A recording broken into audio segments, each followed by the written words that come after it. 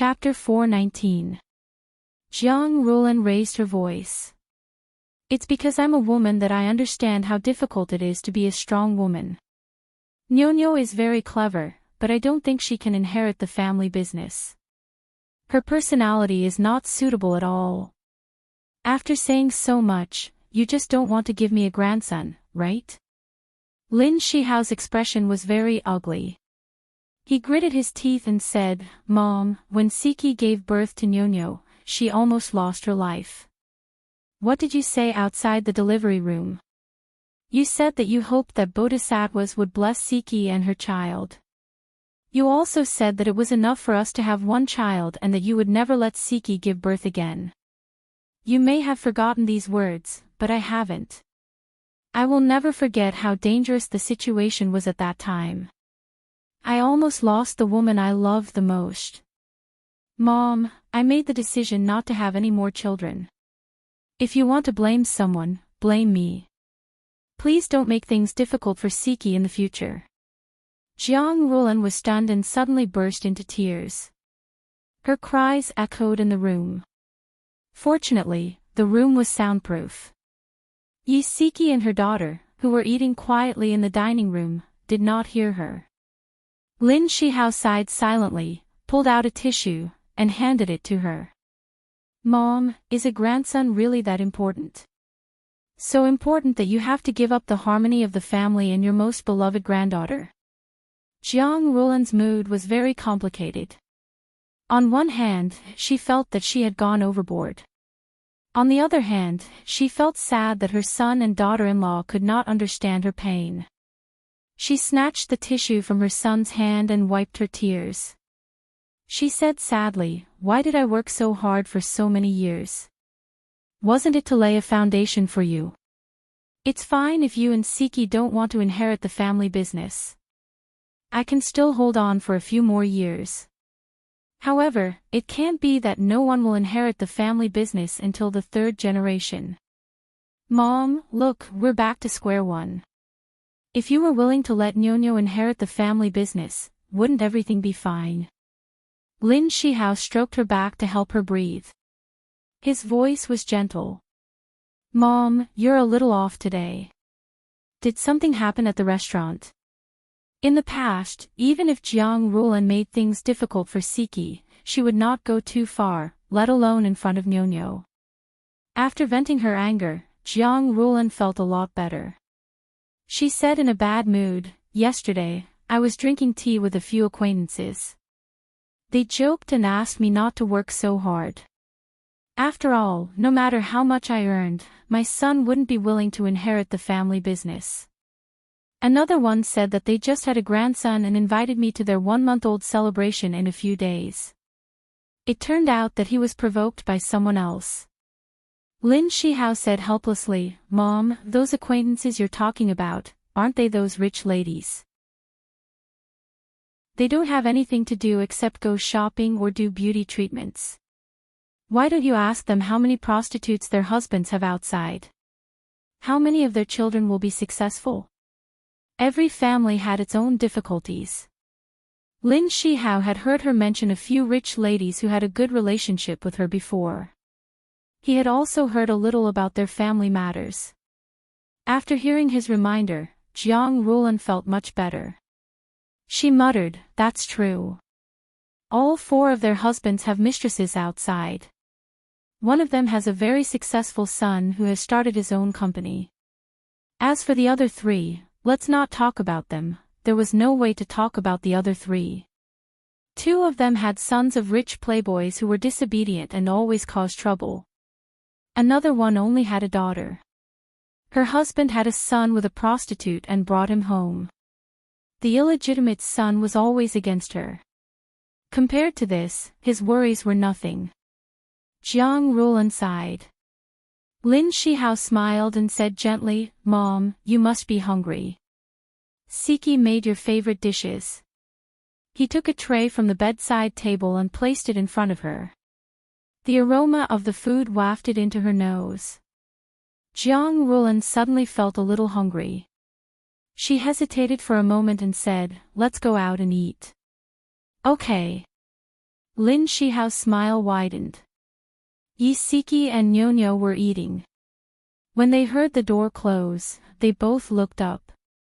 Lin Shihao walked in front with the tray while Jiang Rulan walked behind him. Isiki quickly stood up and smiled. Mom, the food is cold. I'll heat it up. Grandma, Nyo put down her chopsticks. She sat up straight and looked at Jiang Rulan timidly. Jiang Rulan's heart ached a little. She smiled and sat beside her. She said gently, Nyo, what do you want to eat? Grandma will get it for you. Nyo blinked and said carefully, Grandma, will you still like me? Of course I will. Grandma likes our Nyo the most. Jiang Rulan hugged her and said gently, Nyo, Grandma was so angry that she became muddle-headed. No matter if Nyo is a boy or a girl, you will still be Grandma's favorite child. Thank you, Grandma. The child's troubles came and went quickly. Nyo smiled brightly. It was so dazzling that Jiang Rulan's eyes ached. She smiled and ruffled Nyo's hair. Okay, baby. Can we eat in Gigai now? Yes, yes. Nyo nodded vigorously. As usual, she obediently put food on her mother's plate. Grandma, Mommy's fish is delicious. Have some fish. Okay. Nyo is so obedient. Jiang Rulan's smile became even brighter when she saw how obedient and adorable Nyo was. Mom, have some soup. Isiki brought out the reheated soup. She filled half a bowl and placed it in front of Jiang Rulan. Okay, Jiang Rulan said mildly. You should eat too. You've been busy all morning. Isiki smiled and agreed. Nyo was very good at making people happy. She talked about the interesting things that happened at school and quickly livened up the atmosphere at the dinner table. Lin Shihao looked at his mother, who was grinning from ear to ear, and then at his daughter, who was like a happy fruit. Finally, his gaze fell on Isiki. Isiki also turned to look at him. The two of them looked at each other and smiled. The family of three stayed at Jiang Rulan's place for dinner before returning home. Nyo was sleepy as soon as she got home and wanted to sleep.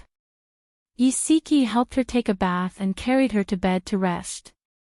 After she and Lin Shihao washed up, she also lay on the bed. She leaned into his arms and whispered, Hubby, why don't we have another child? Lin Shihao hugged her tightly. I've already persuaded Mom. She probably won't force us anymore. She shook her head. This is not a long-term plan. He lifted her face and said seriously, Wifey, you know that I won't let you put yourself in danger again. When she gave birth to Nyo, he also went into the delivery room. Of course, he was not there to deliver her, but to accompany her during the delivery. He watched as she had a difficult labor, watched as she wailed in pain, and watched as her blood stained the bedsheets. He was so anxious that he almost went crazy. The fear that he felt at that time was still fresh in his mind. She smiled. This time, I can have a C-section. A C-section will also harm your body. It's enough for us to have Nyo as our child. He stroked the hair by her ear and said gently, Wifey, now that you've started working again, it's time for you to realize your dream. Don't think about the child anymore. As for Mom, I'll talk to her. When it came to work, she began to hesitate. If she had another child, she would have to return to her position as a housewife. When the child grew up and she could start working again, she would also be old. However, when she thought about his mother's attitude towards her in the past few years. In short, she was in a dilemma. Bai Meiwei did not give up after her second date was ruined. Soon, she started on her third date. It was Christmas Day. She deliberately chose this holiday to ruin Lin Shihao's reunion with his family. When Lin Shihao found out that she was going on a date on Christmas Day, he did not treat her well. He had originally planned to take his wife and child to the circus to watch a performance, but because of her, he could only change the date. Also, he really did not want to lie to Siki again. Every time he lied to her, his heart was filled with guilt. On Christmas Day, when Siki received Lin Shihao's call and heard that he had changed shifts with his colleague and needed to work overtime, she had a bad feeling. Bai Meiwei started to act again. 2 days ago, Lin Shihao had said that he would take her and Nyonyo to watch a circus performance. Why did he suddenly change shifts with his colleague? As expected, an hour later, the tracker gave her the answer. It was a high-class Western restaurant. There was an endless stream of people and carriages on the streets. A Christmas tree decorated with stars stood at the entrance of the restaurant. Children were waving light sticks in their hands in the night sky. A young couple was walking towards them. The boy was holding a large plush toy in his hands, and the girl was holding a bouquet of fiery red roses. The two of them were holding hands sweetly. There were also many families of 3 walking on the bustling streets, leaving behind a string of laughter. Siki and Xiao Tianqing stood outside the restaurant. Through the glass window, they looked at the couple shrouded in candlelight. Lin Shihao was wearing the sweater she had bought for him. His perfect side profile looked extremely charming under the soft candlelight. Sitting opposite him, Bai Meiwei was wearing a white dress. She was slim and elegant, like a blooming snow lotus. Her eyes were smiling, and she looked very gentle. Siki suddenly felt very uncomfortable. She felt like her heart was being pricked by needles. She quickly turned her head and turned her back to the glass window. Xiao Tianqing walked to her side. What's wrong? She lowered her head and did not answer. Are you feeling uncomfortable? Xiao Tianqing put his hand on her shoulder and tried to turn her head. But the moment his hand touched her shoulder, he felt that she was trembling slightly. She still refused to turn her head. Her voice was hoarse as she said, "Forget it. I don't want to go in anymore. Please take me home." Xiao Tianqing slowly retracted his hand and sneered, "You can't take such a small grievance. How are you going to defeat Bai Meiwei?" Siki's shoulders trembled violently. She suddenly turned around and said loudly, "Yes, I can't take it anymore. I'm useless. I can't compare to that woman. I'm not playing this game anymore. I'm F*King not playing it anymore." Big drops of tears rolled down her cheeks. Under the streetlights, her eyes were filled with sorrow and despair. She clutched her handbag tightly and turned to run. Xiao Tianqing was stunned. He rushed out and chased after her. Beauty novel, Hongcha 866. Chapter 420. This section of the street was paved with bluestone. Wearing high heels, she stumbled as she ran. Several times, she almost hit passers-by. Xiao Tianqing chased after her, calling her name loudly. Not only did she not stop, but she ran even faster, as if she had exhausted all the strength of her life. At the entrance of the florist, a man came out with a bouquet of fresh flowers. The man was so focused on looking at the flowers that he did not notice Siki running towards him. The two of them crashed into each other. Bang! The flowers were thrown into the air and slowly fell to the ground. The petals scattered all over the ground. Siki fell pathetically on the street where the snow had just melted. One of her high heels was on her feet and the other was beside the man. She covered her mouth with the back of her hand and cried loudly. "Miss, are you okay?" The man's body only swayed a little, but he quickly steadied himself. He went forward helplessly and wanted to help her up. An arm suddenly pulled him away. Then a tall figure suddenly appeared and bent down to help Siki up from the ground. He frowned deeply on his handsome face. "Siki, how are you? Are you hurt?" Siki looked at Xiao Tianqing with tears in her eyes and shook her head. Xiao Tianxing heaved a sigh of relief and looked at the man holding the flowers. Please help me get her shoes. The man was stunned and hurriedly picked up Yisiki's shoes. Xiao Tianxing held Yisiki's waist with one hand and took the shoes from him with the other.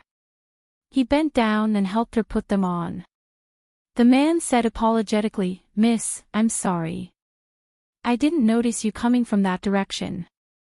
Yisiki had not calmed down yet. Xiao Tianxing held her waist and answered for her, "It's okay. She's in the wrong too. How much did you spend? I'll pay you back." "It's okay. I'll just buy another bouquet. Merry Christmas." The man smiled kindly. Xiao Tianxing nodded slightly. "Merry Christmas." The man picked up the roses on the ground and threw them into the trash can before walking back into the flower shop. Xiao Tianxing looked down at Yisiki's feet. "Can you walk?" Yisiki grabbed his arm and choked out, "Give me 1 minute." Xiao Tianxing accompanied her under the street lamp. Her head was lowered, and her shoulders were trembling rapidly. He placed his right hand on her waist and raised his chin slightly.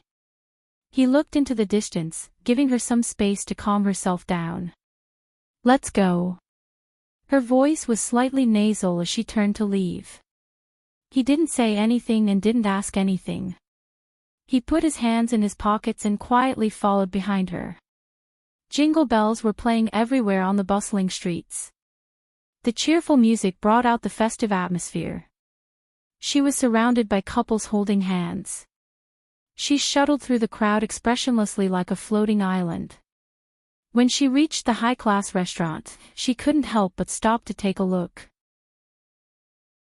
The seat by the window had been replaced by another couple. Lin Shihao and Bai Meiwei were nowhere to be seen. Xiao Tianxing stood beside her in silence. She looked at the unfamiliar couple and slowly said, "He said he loves me, and I can feel that he still loves me. But why does he still want to maintain an ambiguous relationship with another woman? Xiao Tianxing, tell me, what are all men thinking?" Xiao Tianxing turned to look at her. Under the light, her face was pale and her eyes were sad. It made him feel bad. For the first time, he didn't want to hurt her with the cruel truth. Instead, he told a lie that even he didn't believe. Perhaps Bai Meiwei used her father, the hospital director, to threaten him. He was forced. Yi Siki grinned. "Xiao Tianxing, where did your eyes go?" Xiao Tianxing said lazily, "The more unbelievable it is, the more likely it is to be the truth. In my opinion, Bai Meiwei would definitely do such a thing." She shook her head. She couldn't be bothered with him anymore. Actually, she also had a so-called truth in her heart. Although Lin Shihao loved her, he couldn't give up on external temptation at the same time. The couple in the restaurant. The man held a ring in his hand and carefully put it on his girlfriend's finger. He was serious and sincere. Yisiki couldn't help but recall the time when Lin Shihao proposed to her. It was also winter. They were skiing at the ski resort. He held her hand and slid down from the top of the mountain. Then, he knelt on one knee in the white snow with a ring in his hand and asked her if she was willing to marry him.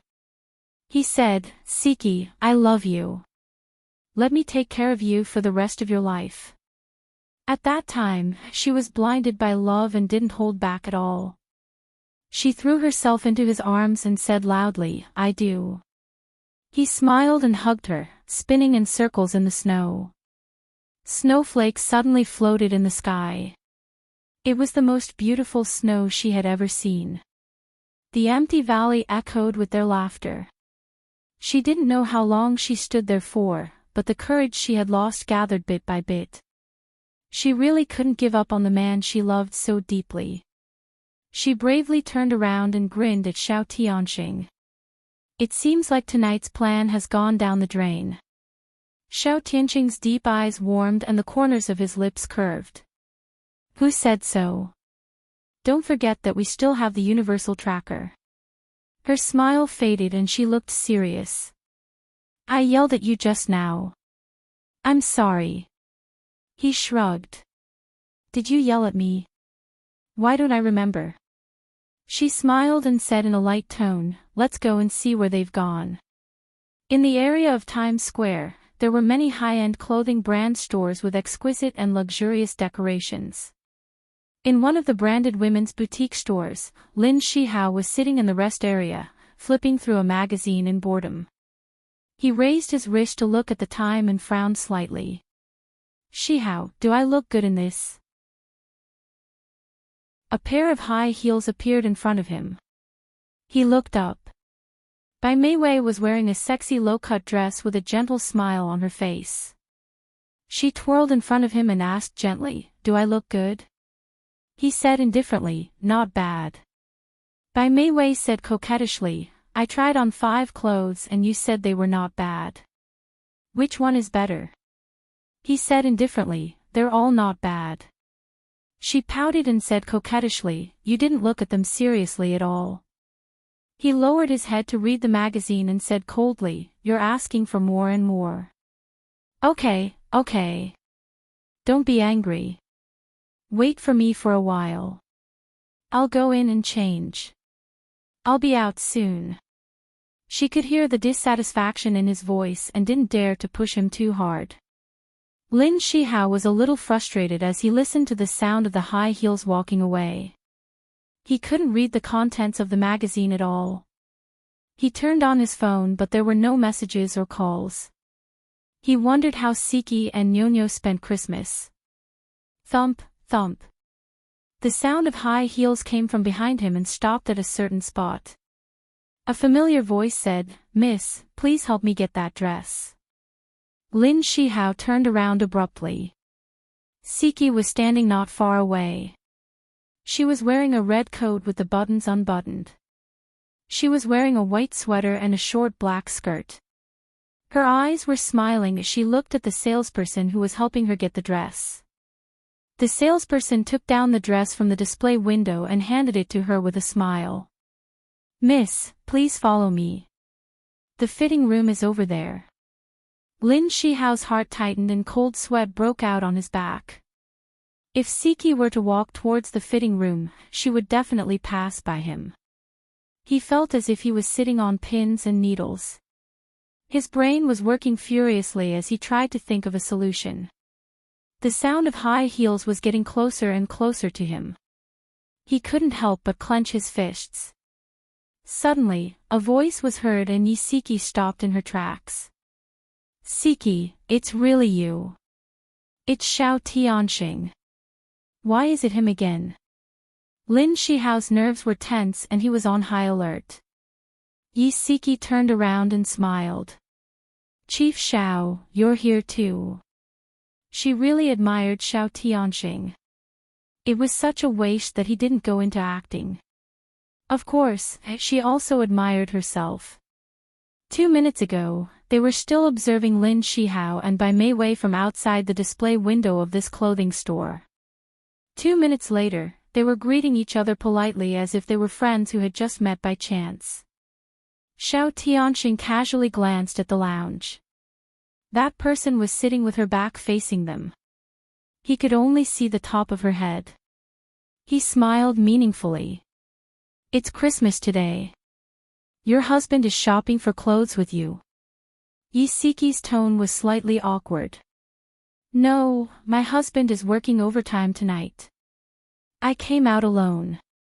Xiao Tianxing frowned unhappily. Your husband is really a workaholic. He even left you and your mother alone on a day like this.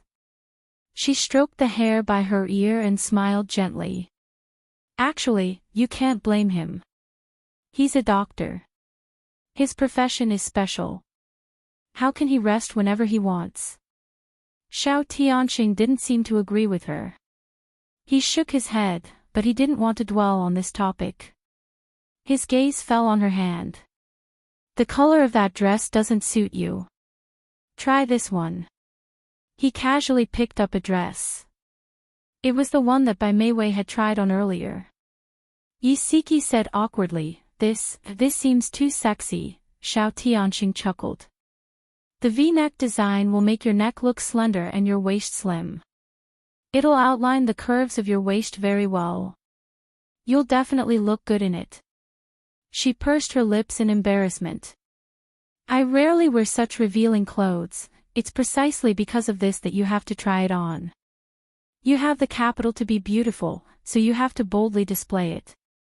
If you don't dress up when you're young, who will appreciate you when you're old?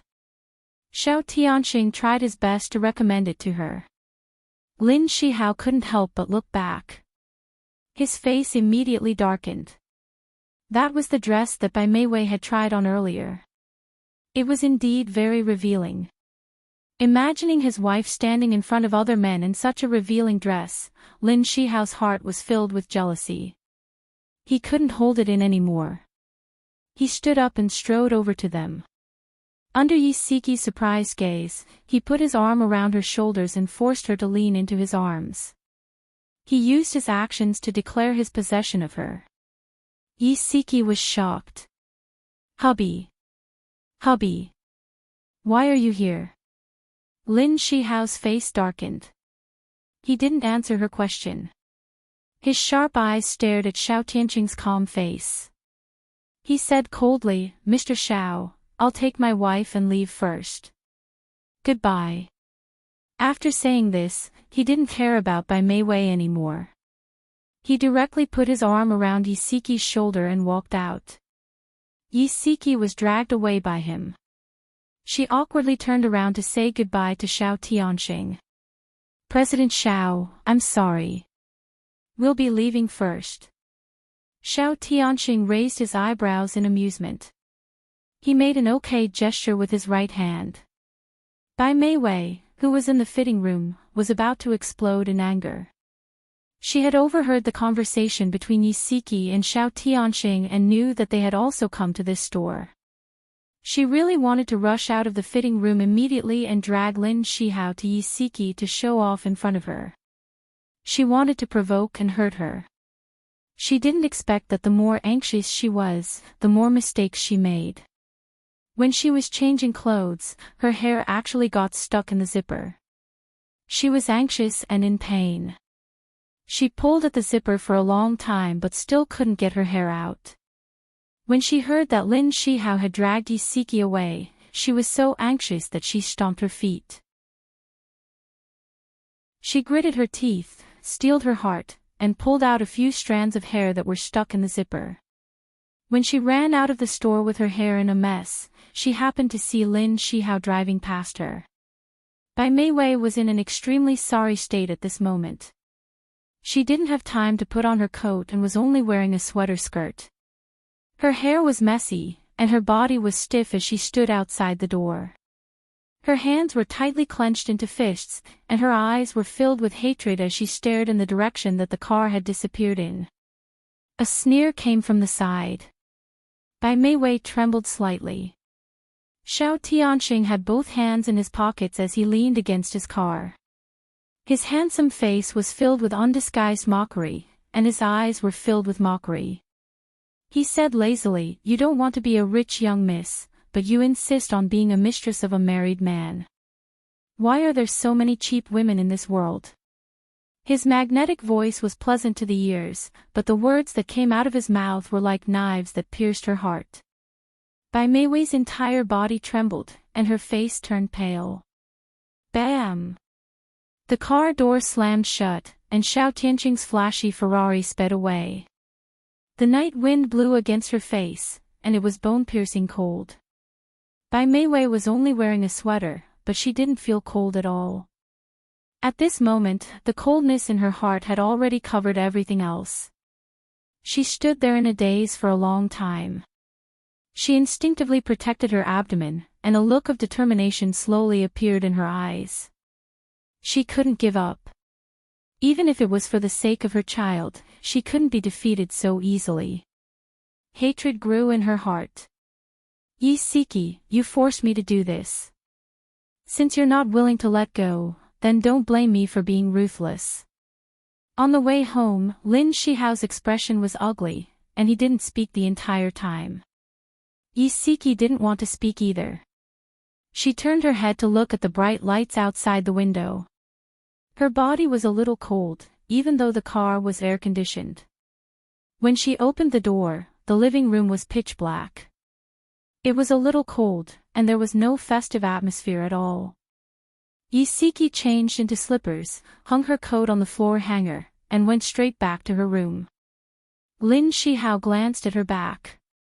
After hanging up his coat, he walked towards his daughter's room. Nyo was fast asleep. Her body was curled up under the blankets, and only her small face was exposed. Lin Shihao sat by the bed. He caressed her face and placed the gift he had prepared in advance on her bedside. When he returned to the bedroom, Isiki was already lying on the bed. Her back was facing him, and she was curled up into a ball. He lay down beside her, took out a necklace from his pocket, and carefully put it around her neck. He kissed her hair. "Merry Christmas, my wife." Isiki lowered her eyes to look at the necklace. It was a heart-shaped pendant, and it was very beautiful. She rubbed the pendant with her fingers and closed her eyes tiredly. She didn't want to speak. She was afraid that once she opened her mouth, she wouldn't be able to resist questioning him. Powerful novel, Hongcha 866. Chapter 421. Lin Shihao originally thought that Siki would ask him why he was in the clothing store. He was even prepared to tell her the truth, but he didn't expect her to just keep her back to him and remain silent. If she didn't ask, he really wouldn't have the courage to say those words. He comforted himself in his heart that they had already gone on 3 dates. As long as he could endure the next 2, he could get by Mei Wei to abort the child and cut off all contact with her. Soon, he wouldn't have to lie to Siki anymore. He would love her even more to make up for the hurt he had caused her. Lin Shihao held this thought and hugged Siki very tightly, as if he was afraid that she would run away. Bai Mei Wei stood outside the clothing store for more than half an hour in thin clothes. That night, she caught a cold and had a fever.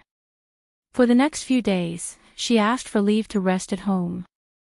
Without her in the hospital, Lin Shihao felt much more comfortable. His nerves, which had been tense for the past few days, also relaxed a little. However, he didn't know that Bai Mei Wei wasn't the kind of person to give up so easily. She was already secretly planning a Plan B leisurely blue ocean life spa. As a high-class club, this was a paradise for rich madams and rich Mississippi. There was a full range of services inside, such as baths, full-body massages, face makeup, detoxification, weight loss, and so on. Jiang Rulan was a regular here and knew many of the rich madams. No matter which beauty program she did, she would meet 1 or 2 old acquaintances and chat with them in full swing. When she was doing the fish treatment, a young and beautiful girl walked into the pool and sat beside her. She nodded politely. "Hello." The girl's young skin was full of vitality. Her smile was gentle and had an intellectual charm. Jiang Rulan was infected by her smile and responded with a smile. "Miss, you must be new. I don't think I've seen you before." "Yes, I'm Bai Mei Wei. I just transferred here from DZ." Bai Mei Wei's delicate and beautiful smile became even more charming. "Big sister, what's your surname?" Jiang Rulan laughed. "My surname is Jiang. You should call me Auntie. I don't dare to be called Big Sister. My granddaughter is 7 years old this year." Bai Mei Wei's beautiful eyes widened, revealing an expression of disbelief. "Really? I thought you were only in your 30s. I'm already in my 50s. Jiang Rulan couldn't stop smiling. Every woman liked to be praised for being young and beautiful. Bai Mei Wei exclaimed, "I really can't tell. How do you usually take care of yourself? You don't mind letting me learn from you, do you?" "Of course I don't mind. When it comes to maintenance, I really don't know much. Usually, I just strengthen my exercise, do some beauty treatments, stew some tonics. Women at Jiang Rulan's age all like to chat with others and tell others about their own experiences. To put it simply, they were good teachers. Bai Meiwei deliberately tried to please her, and the topics she picked were things that she was interested in. The more they talked, the more congenial they became. They even picked the same beauty program so that it would be convenient for them to continue talking. Auntie Jiang, I think the most important thing for a woman to do is to take care of her body from the inside. A woman's figure, complexion, and spirit are all inseparable from her ovaries. Especially a woman over the age of 30, she must pay attention to taking care of her ovaries. Jiang Rulan smiled and said, "You're absolutely right. Meiwei, a real person doesn't show off. You know a lot." Bai Meiwei said softly, "I've embarrassed myself in front of you. I'm a gynecologist, and I only know these theoretical things. When it comes to practical maintenance, how can I compare to you?" "Oh, what a coincidence. My son is also a gynecologist." "Meiwei, which hospital do you work in?" "Who knows, you might even be in the same hospital as my son." Bai Meiwei smiled and said, "I work in the city's people's hospital." Jiang Rulan was full of smiles. "I was right. You two work in the same hospital. His name is Lin Shihao. You should know him, right?" Bai Meiwei's expression changed slightly. She smiled unnaturally and said, "I know him. Dr. Lin is the director of our gynecology department. He's also my senior." Jiang Rulan noticed that her expression was a little off and asked with concern, "What's wrong? Did something happen at work between you two?" No, Bai Meiwei was a little anxious. She seemed to realize that she was too anxious and quickly squeezed out a smile. "Auntie, my senior usually takes care of me, and I respect him very much. We're very good, really." Jiang Rulan looked thoughtfully at her nervously clenched fists and smiled. "That's good." Bai Meiwei quickly changed the topic. "Auntie, when we were talking about ovary maintenance, I know a brand of nutritional products that are very good. My mother takes that product. You can give it a try." "Sure. What's the name?" "It's, The Atmosphere Returned to Normal." The two of them spent half a day at leisurely ocean blue.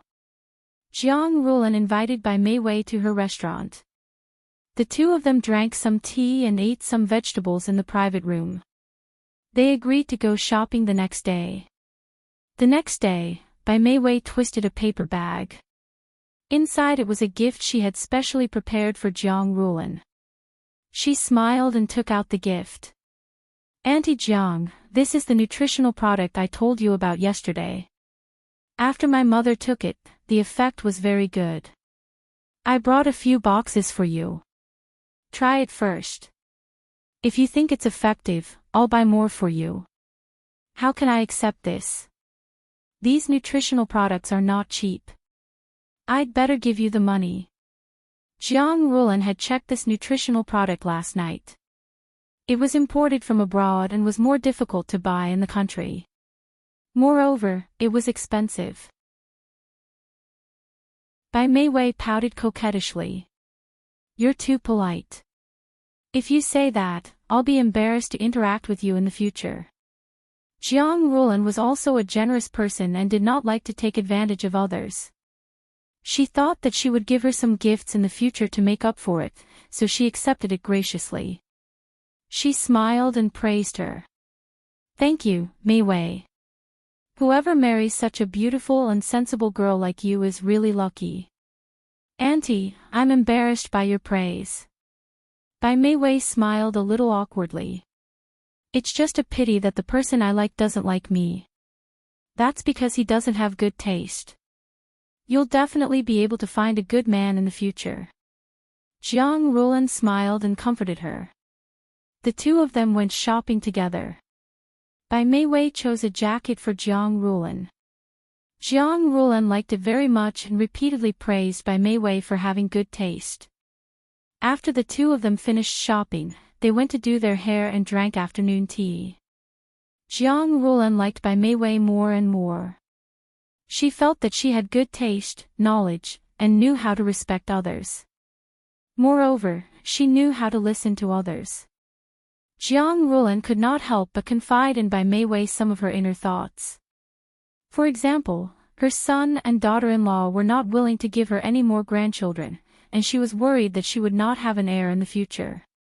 Bai Mei Wei comforted her softly. She did not say anything bad about Lin Shihao and his wife, nor did she pick on her mistakes. What she said was reasonable and considerate. It made Jiang Rulan's heart feel indescribably warm, and her good impression of her improved a little.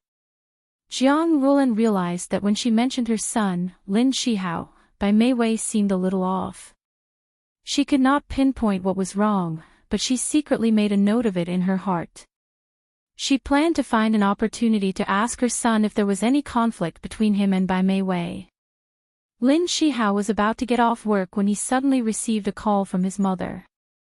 She went straight to the point and said, "Shihao, do you have a colleague named Bai Mei Wei? Is there some misunderstanding between you and her?" Lin Shihao was walking out of the hospital when he heard this. His footsteps froze and he was silent for 2 seconds before he asked, "Mom, how did you meet her?" "I met her 2 days ago at the spa.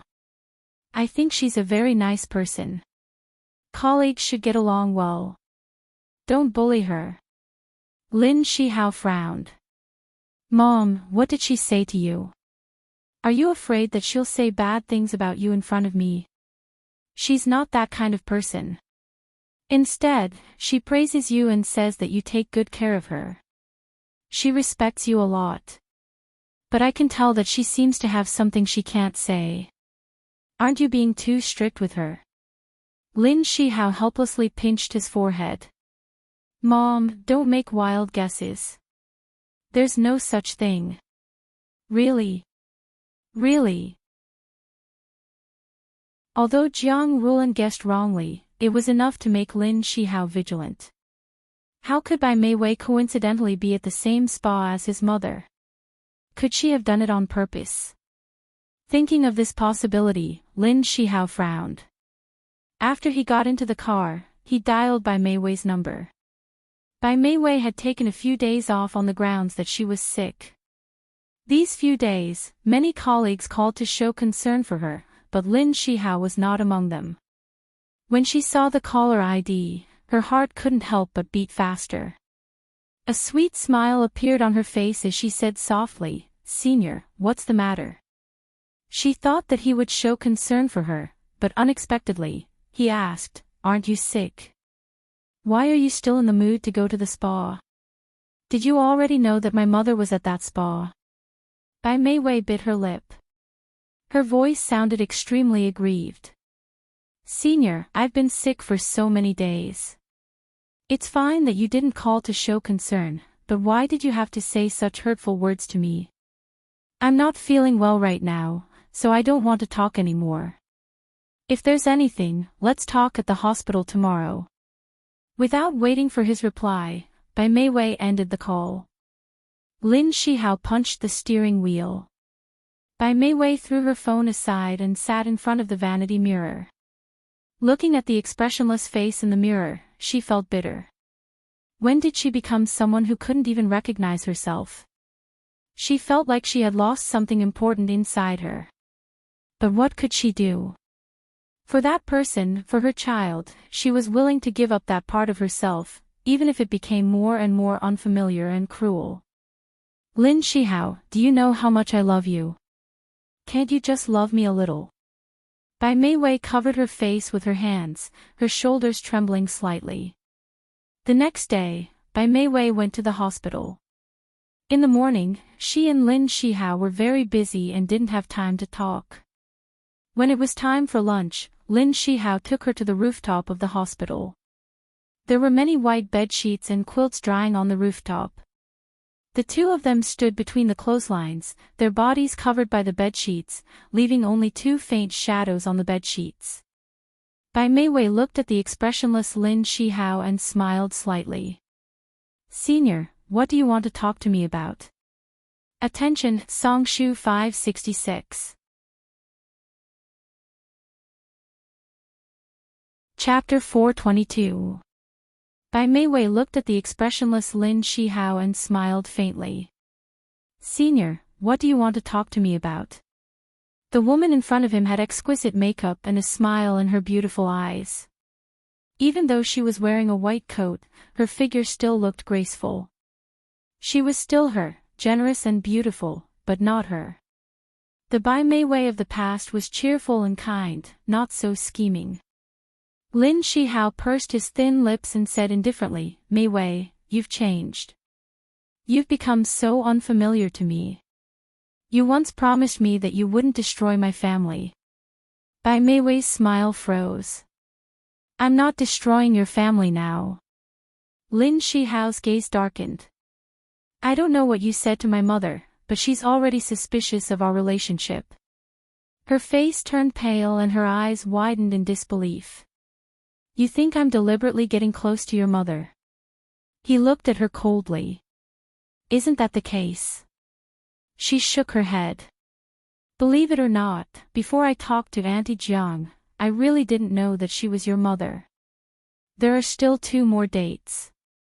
After those 2 dates, you have to fulfill our promise and abort the child. During this time, please don't go near my family, and don't say anything unnecessary. His cold attitude angered her. She laughed mockingly. Senior, don't you love your wife very much? Why don't you tell her that I'm pregnant with your child? What are you worried about? Are you worried that Yisiki won't forgive you if she finds out the truth? Or are you worried that she'll divorce you? Bang! The metal door of the rooftop suddenly made a sound. A flurry of frantic footsteps could be heard in the corridor. The sound of high heels was like a hammer, pounding on Lin Shihao's heart. His heart pounded fiercely and he had a bad feeling. He suddenly pulled the blanket in front of him and rushed to the entrance of the rooftop. He saw a short-haired and pretty figure running down the corridor in a panic. It was Siki. Damn it, it was actually Siki. Lin Shihao's face turned pale, and his back broke out in a cold sweat. He rushed downstairs, and his heart was so flustered that it almost jumped out of his chest. Why was Siki here? Why was she here?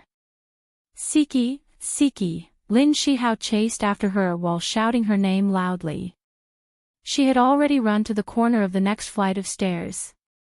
Hearing his shout, she raised her head to look at him. Her face was covered in tears, and her eyes were filled with grief and despair. Lin Shihao's heart suddenly ached, and he anxiously called out, Siki, don't run.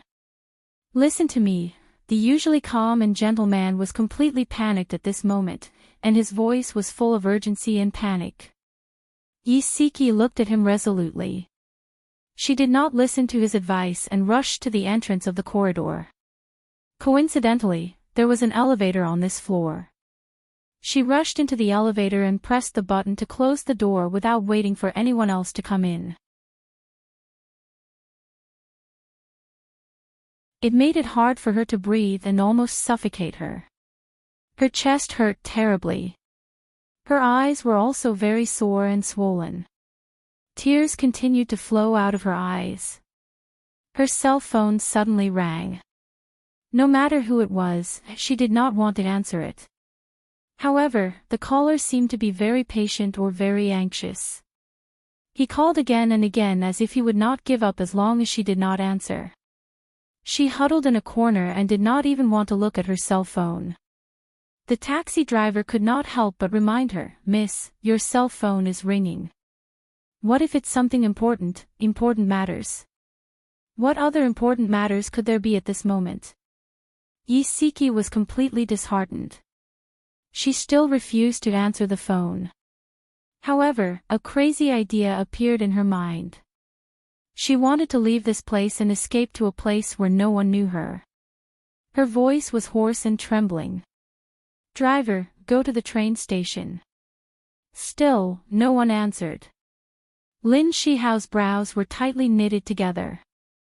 After dealing with the patient, he immediately called Yi Siki's cell phone. However, no one answered. He was very worried. He was worried that she would do something stupid. He did not care about anything else. He quickly changed his clothes, grabbed his car keys, and called the HR department to apply for leave as he sprinted to the car park. There were many people at the train station. Most of them were students and migrant workers who were going home for the holidays.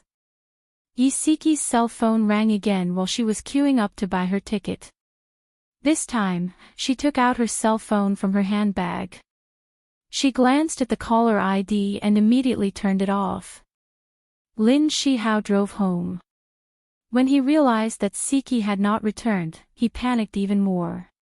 He called her company, but the HR department said that she had applied for leave. He then called his mother-in-law's house. "Mom, did Siki go to your place?" "No. It's okay. I heard her say that she wanted to go to your place yesterday, so I asked." "Okay, we're doing fine. I'll hang up first." After hanging up, Lin Shihao realized that there was no one to ask. Where did Siki go? Was she in danger? He was about to go crazy from anxiety. There was no point in staying at home. He simply drove to the streets to look for her. He went to the places where they had dated before, to her favorite restaurants and cafes, and even to Nyonyo's school. With each disappointment, his heart became heavier and heavier. His brows were tightly knitted together, and his expression was cold and ugly. Yi Siki casually bought a ticket.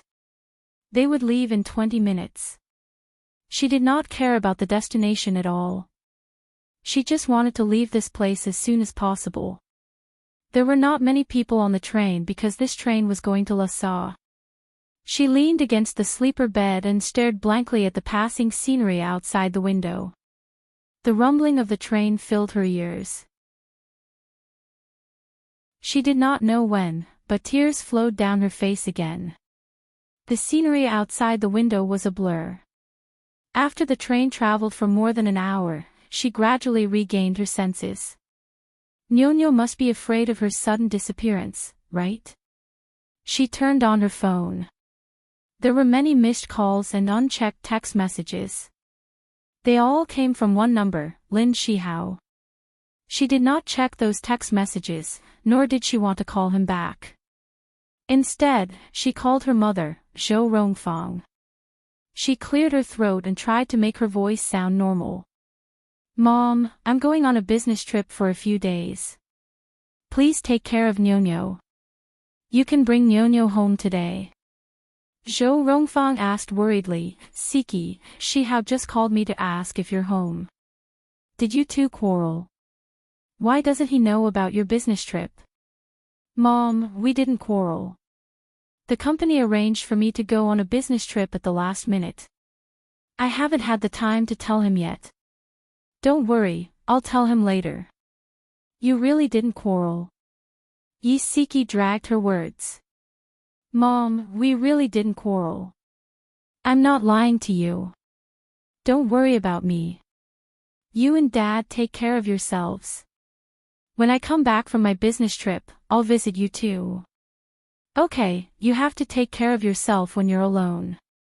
In Zhou Rongfang's opinion, her daughter and son-in-law had a very good relationship, so she did not suspect that her daughter was lying to her. She should also explain to the company. Otherwise, it would be too irresponsible of her. Yi Siki sighed and called the Human Resources Department. She asked Chen Yu for a leave of absence on the grounds that she was sick. After thinking about it, she sent a text message to Lin Shihao. "I'm going to relax. Don't look for me. Nyonyo has already asked my mom to take care of her." After the text message was sent successfully, she immediately turned off her phone. She decided not to be disturbed by the outside world and to heal her wounded heart. After Lin Shihao saw the text message, he immediately called her back. However, her phone was already turned off. At least she was safe. He heaved a sigh of relief. However, the next second, his chest swelled with pain. This was the first time she had spoken to him in such a harsh tone. His mind was filled with regret. He knew that she had such a resolute personality. He should not have kept it from her. He should have told her from the beginning. Things would not have developed to this point and hurt her so deeply. His heart was filled with uneasiness. He was afraid that she would leave him and never come back. Attention, Songshu 566.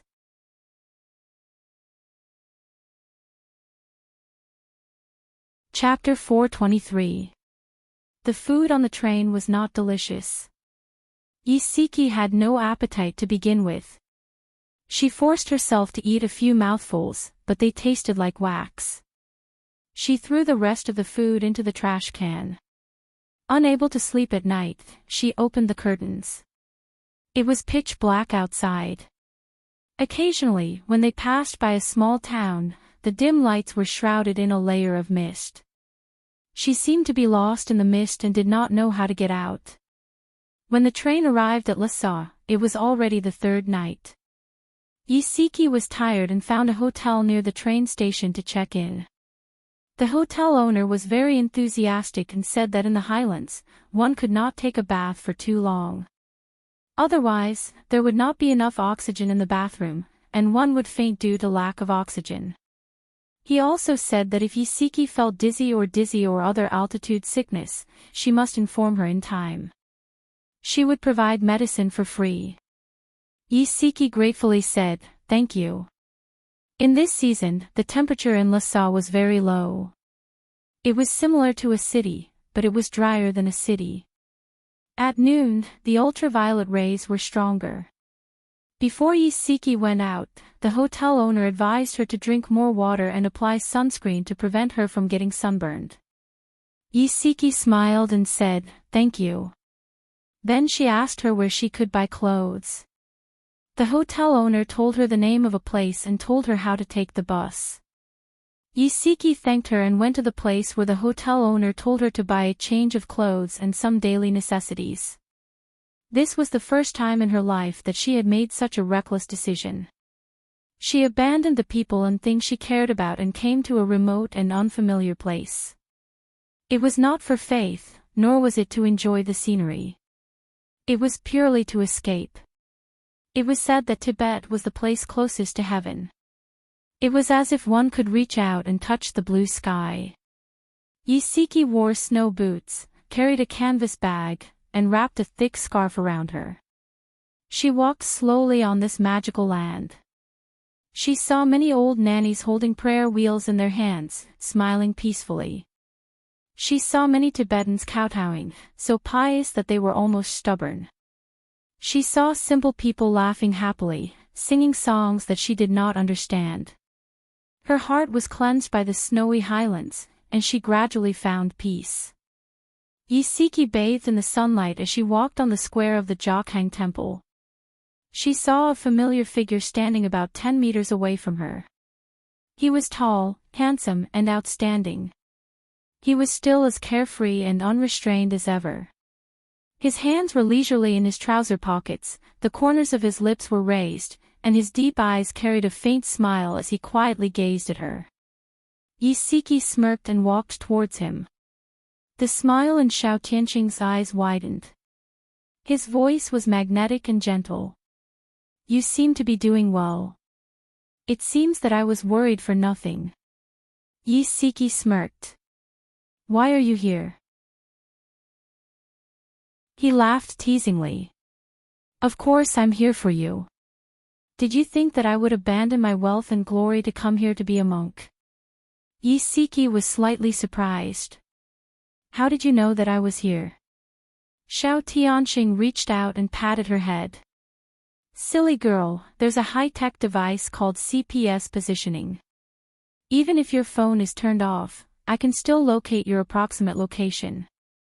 When she did not come to work for 2 days and could not be contacted, he realized that something had happened. He asked an acquaintance in the mobile operator to retrieve her mobile phone location information. Of course, there were errors in this technology. Otherwise, it would not have taken him an entire day to locate her exact location. Yiseki stared at him in a daze. His facial features were really good-looking. They were completely different from Lin Shihao's gentle and handsome style. He was more carefree and unruly, with an unruly arrogance that no one could control. However, at this moment, he was exuding the same gentle aura as Lin Shihao. He patted her head with his palm, just like a big brother, considerate and warm. A very special feeling grew in the depths of her heart. She pursed her lips and asked softly, "Why did you come to look for me?" He chuckled. "I'm worried that some idiots will get lost and not be able to find their way home." Tears welled up in her eyes. She hurriedly looked down and laughed dryly. "Teacher Xiao, you're so good to me. I'm really flattered. It's good that you know. Let's go. Don't just stand here like a fool." Xiao Tianxing patted her shoulder. He brought her to a very quaint tea house. They sat by the window on the second floor, where they could see the bluestone pavement on the street below. The sunlight poured down on them, making them feel warm and comfortable. Xiao Tianxing leaned lazily against the soft cushion. He wrapped his arms around his shoulders, narrowed his eyes, and said slowly, "Tell me honestly. What happened? Why did you suddenly come to Lhasa?" Yiseki took a sip of tea and smiled uncomfortably. "Teacher Xiao, can you not be so serious? I'm panicking. I'm serious. I've already been very kind to you." Xiao Tianxing snorted threateningly. "Don't change the subject. Tell me the truth. This way, as your ally, I can give you advice." Yiseki rubbed the porcelain cup with her fingers. The things that she had deliberately forgotten over the past few days had been brought out from a corner of her mind. That feeling was a little terrible. She said mildly, "Bai Meiwei is pregnant." Xiao Tianxing was drinking tea. He almost spat it out. He swallowed it awkwardly and coughed a few times. His handsome face was flushed red. Yiseki burst out laughing. "Why are you more agitated than me?" She actually admired herself for being able to laugh. Xiao Tianxing rolled his eyes at her in annoyance. He calmed himself down and said, "Did your husband have sex with her again? That's not right. We've been following each other very closely recently." Hearing his straightforward words, the smile on Yiseki's face froze again. "No, I'm guessing it was that night when they were drunk." Xiao Tianxing held his forehead with one hand and muttered softly, "The odds of winning the lottery are too high." Yiseki knocked on the table with her finger. "You should at least restrain yourself a little. Don't agitate a victim like me anymore." He put down his hand and raised his eyebrows with a chuckle. "Some things won't disappear just because you try to cover them up. Yiseki, don't be a coward. You should have the courage to face what you have to face." She smiled bitterly.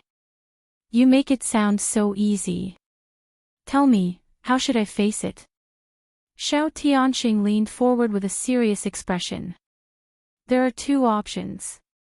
1. Forgive Lin Shihao and persuade Bai Meiwei to abort the child. 2. Divorce Lin Shihao. Which option do you choose?" Yiseki bit her lip. The child was in Bai Meiwei's womb. If she didn't want to, no one could force her to. Moreover, judging from their recent confrontations, she was more likely to use the child to threaten Lin Shihao into marrying her than to abort the bargaining chip. When she divorced Lin Shihao, when she first found out that he had cheated on her, she had thought about this plan, but in the end, she lost to her love for him. This time, after being hurt by him so many times, could she still forgive him because of her love for him? Even if she forgave him for Nyonyo's sake, what about the child in Bai Meiwei's womb? Xiao Tianxing leaned forward again and said slowly, "After thinking about it for so many days, you still don't have an answer, right?" Yiseki didn't answer.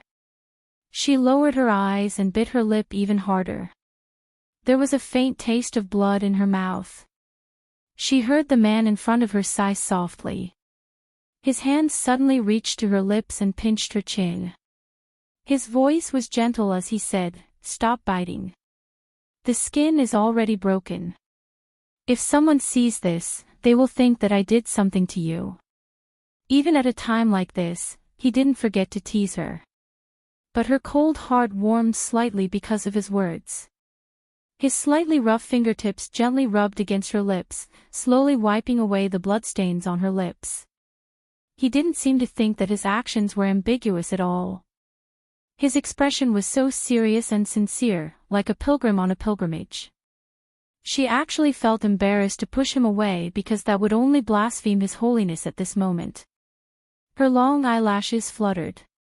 She really wanted to return the favor with a grateful smile, but a teardrop fell from her eyes instead. His fingers slid to the corner of her eye, carefully wiping away her tears. In her blur, she saw a warm smile on his face. He said, "Yisiki, if you're tired, come into my arms. I promise that I won't let you be sad." She cried and laughed. Her shoulders shook, and her voice choked. "Xiao Tianxing, don't joke around." "I'm not joking. I'm serious." He paused, then said, "Yisiki, I think I've already fallen for you." If it wasn't because he liked her, why would he have rushed all the way from City A to LaSalle? If it wasn't because he liked her, why would his heart ache when he saw her cry? This woman had already unknowingly touched his nerves. Yisiki stared at him blankly. His expression was serious, and his deep eyes were like a whirlpool that wanted to suck her entire soul in. She shook her head frantically. "Xiao Tianxing, don't fall for me. I'm not worth it. Let's just be friends." He smiled gently. It was the first time she had seen such a gentle smile on his face.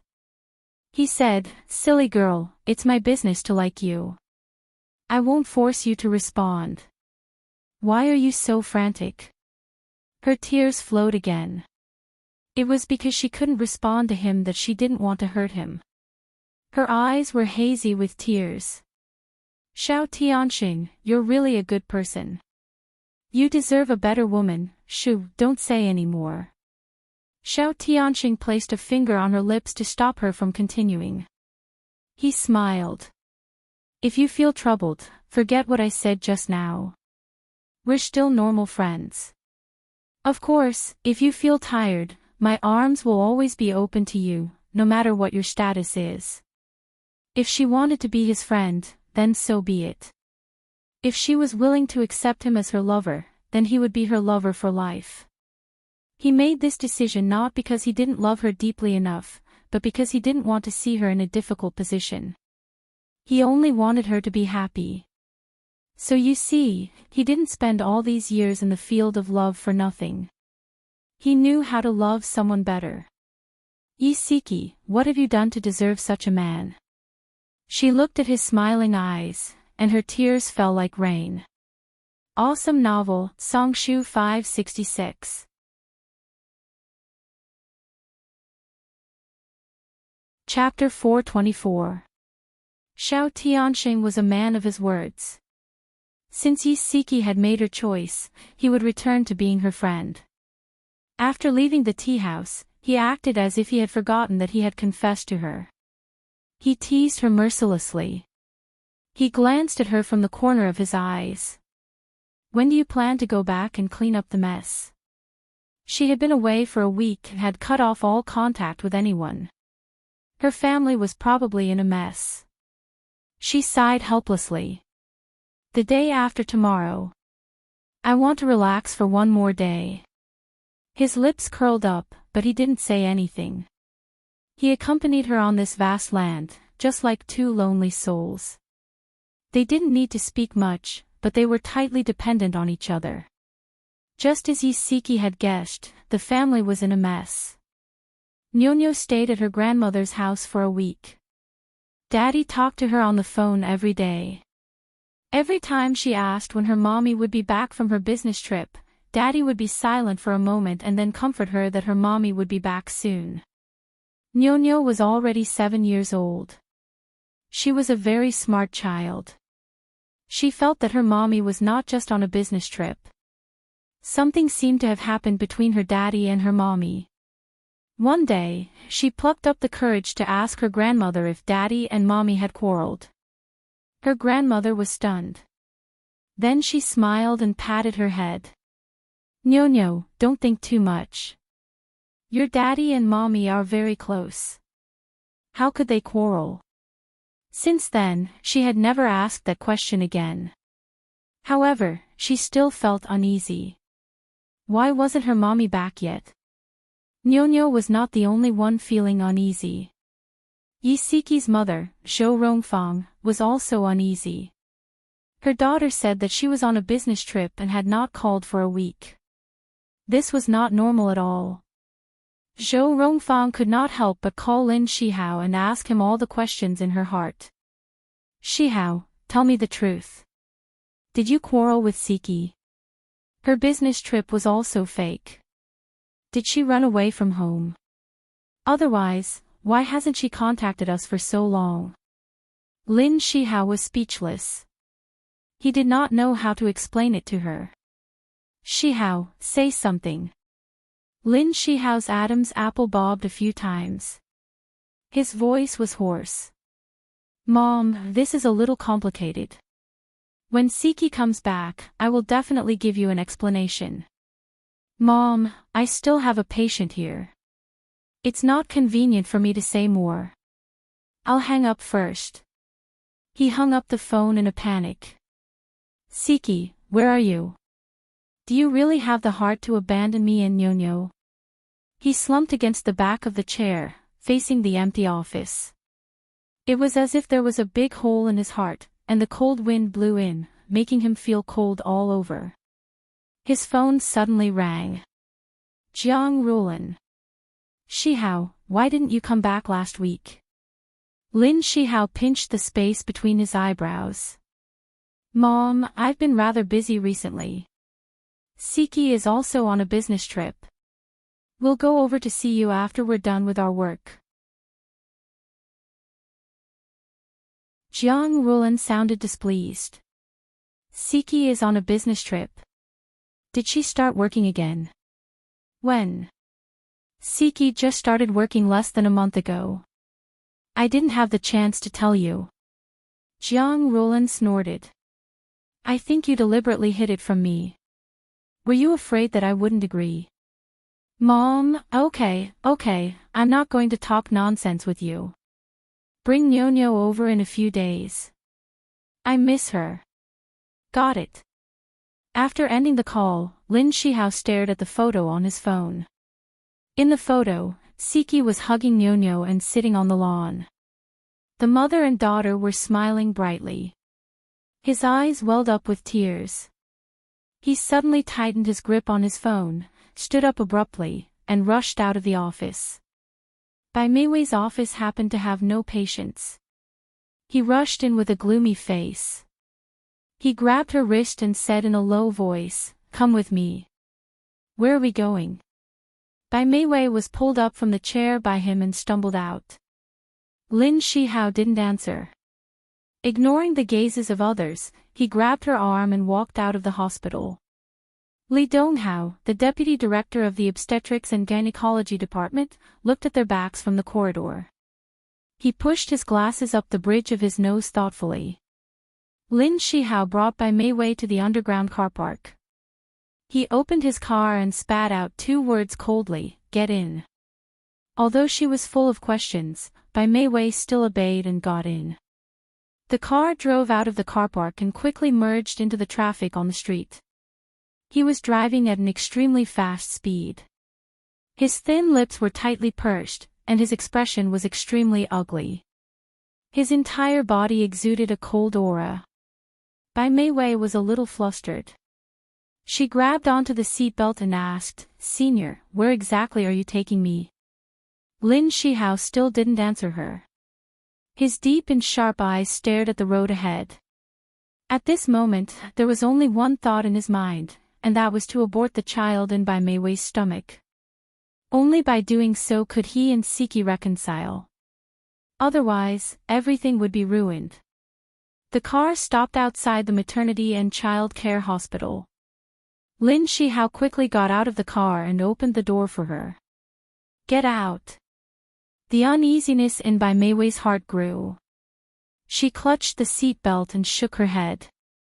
I'm not getting out of the car. Tell me first, what are we doing here? Lin Shihao stared at her maliciously for a long time. Suddenly, his lips curled. What do you think we're doing here? Of course, we're accompanying you for your prenatal checkup. Bai Meiwei widened her eyes in disbelief. Really? His smile became gentle. I'm the child's father. Isn't it natural for me to accompany you for your prenatal checkup? Hurry up and get out. I've already made an appointment with the doctor. Ever since she brought up the promise of 5 dates, he had been stingy and refused to smile at her. When she suddenly saw his gentle smile, the uneasiness in her heart quietly dissipated. Like a moth attracted to a flame, she held his right hand with her last bit of hope. He helped her out of the front passenger seat and smiled gently. I've already thought about it. The child is innocent. I agree with you giving birth to it. Bai Meiwei's eyes stung and she almost cried. She held his hand tightly. Senior, you're really willing to keep the child?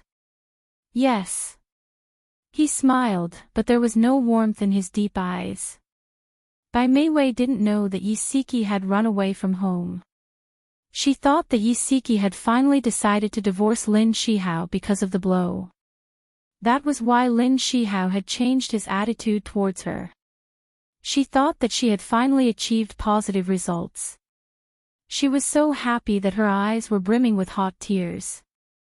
Holding his arm, she walked into the maternity and child care hospital with a heart full of joy.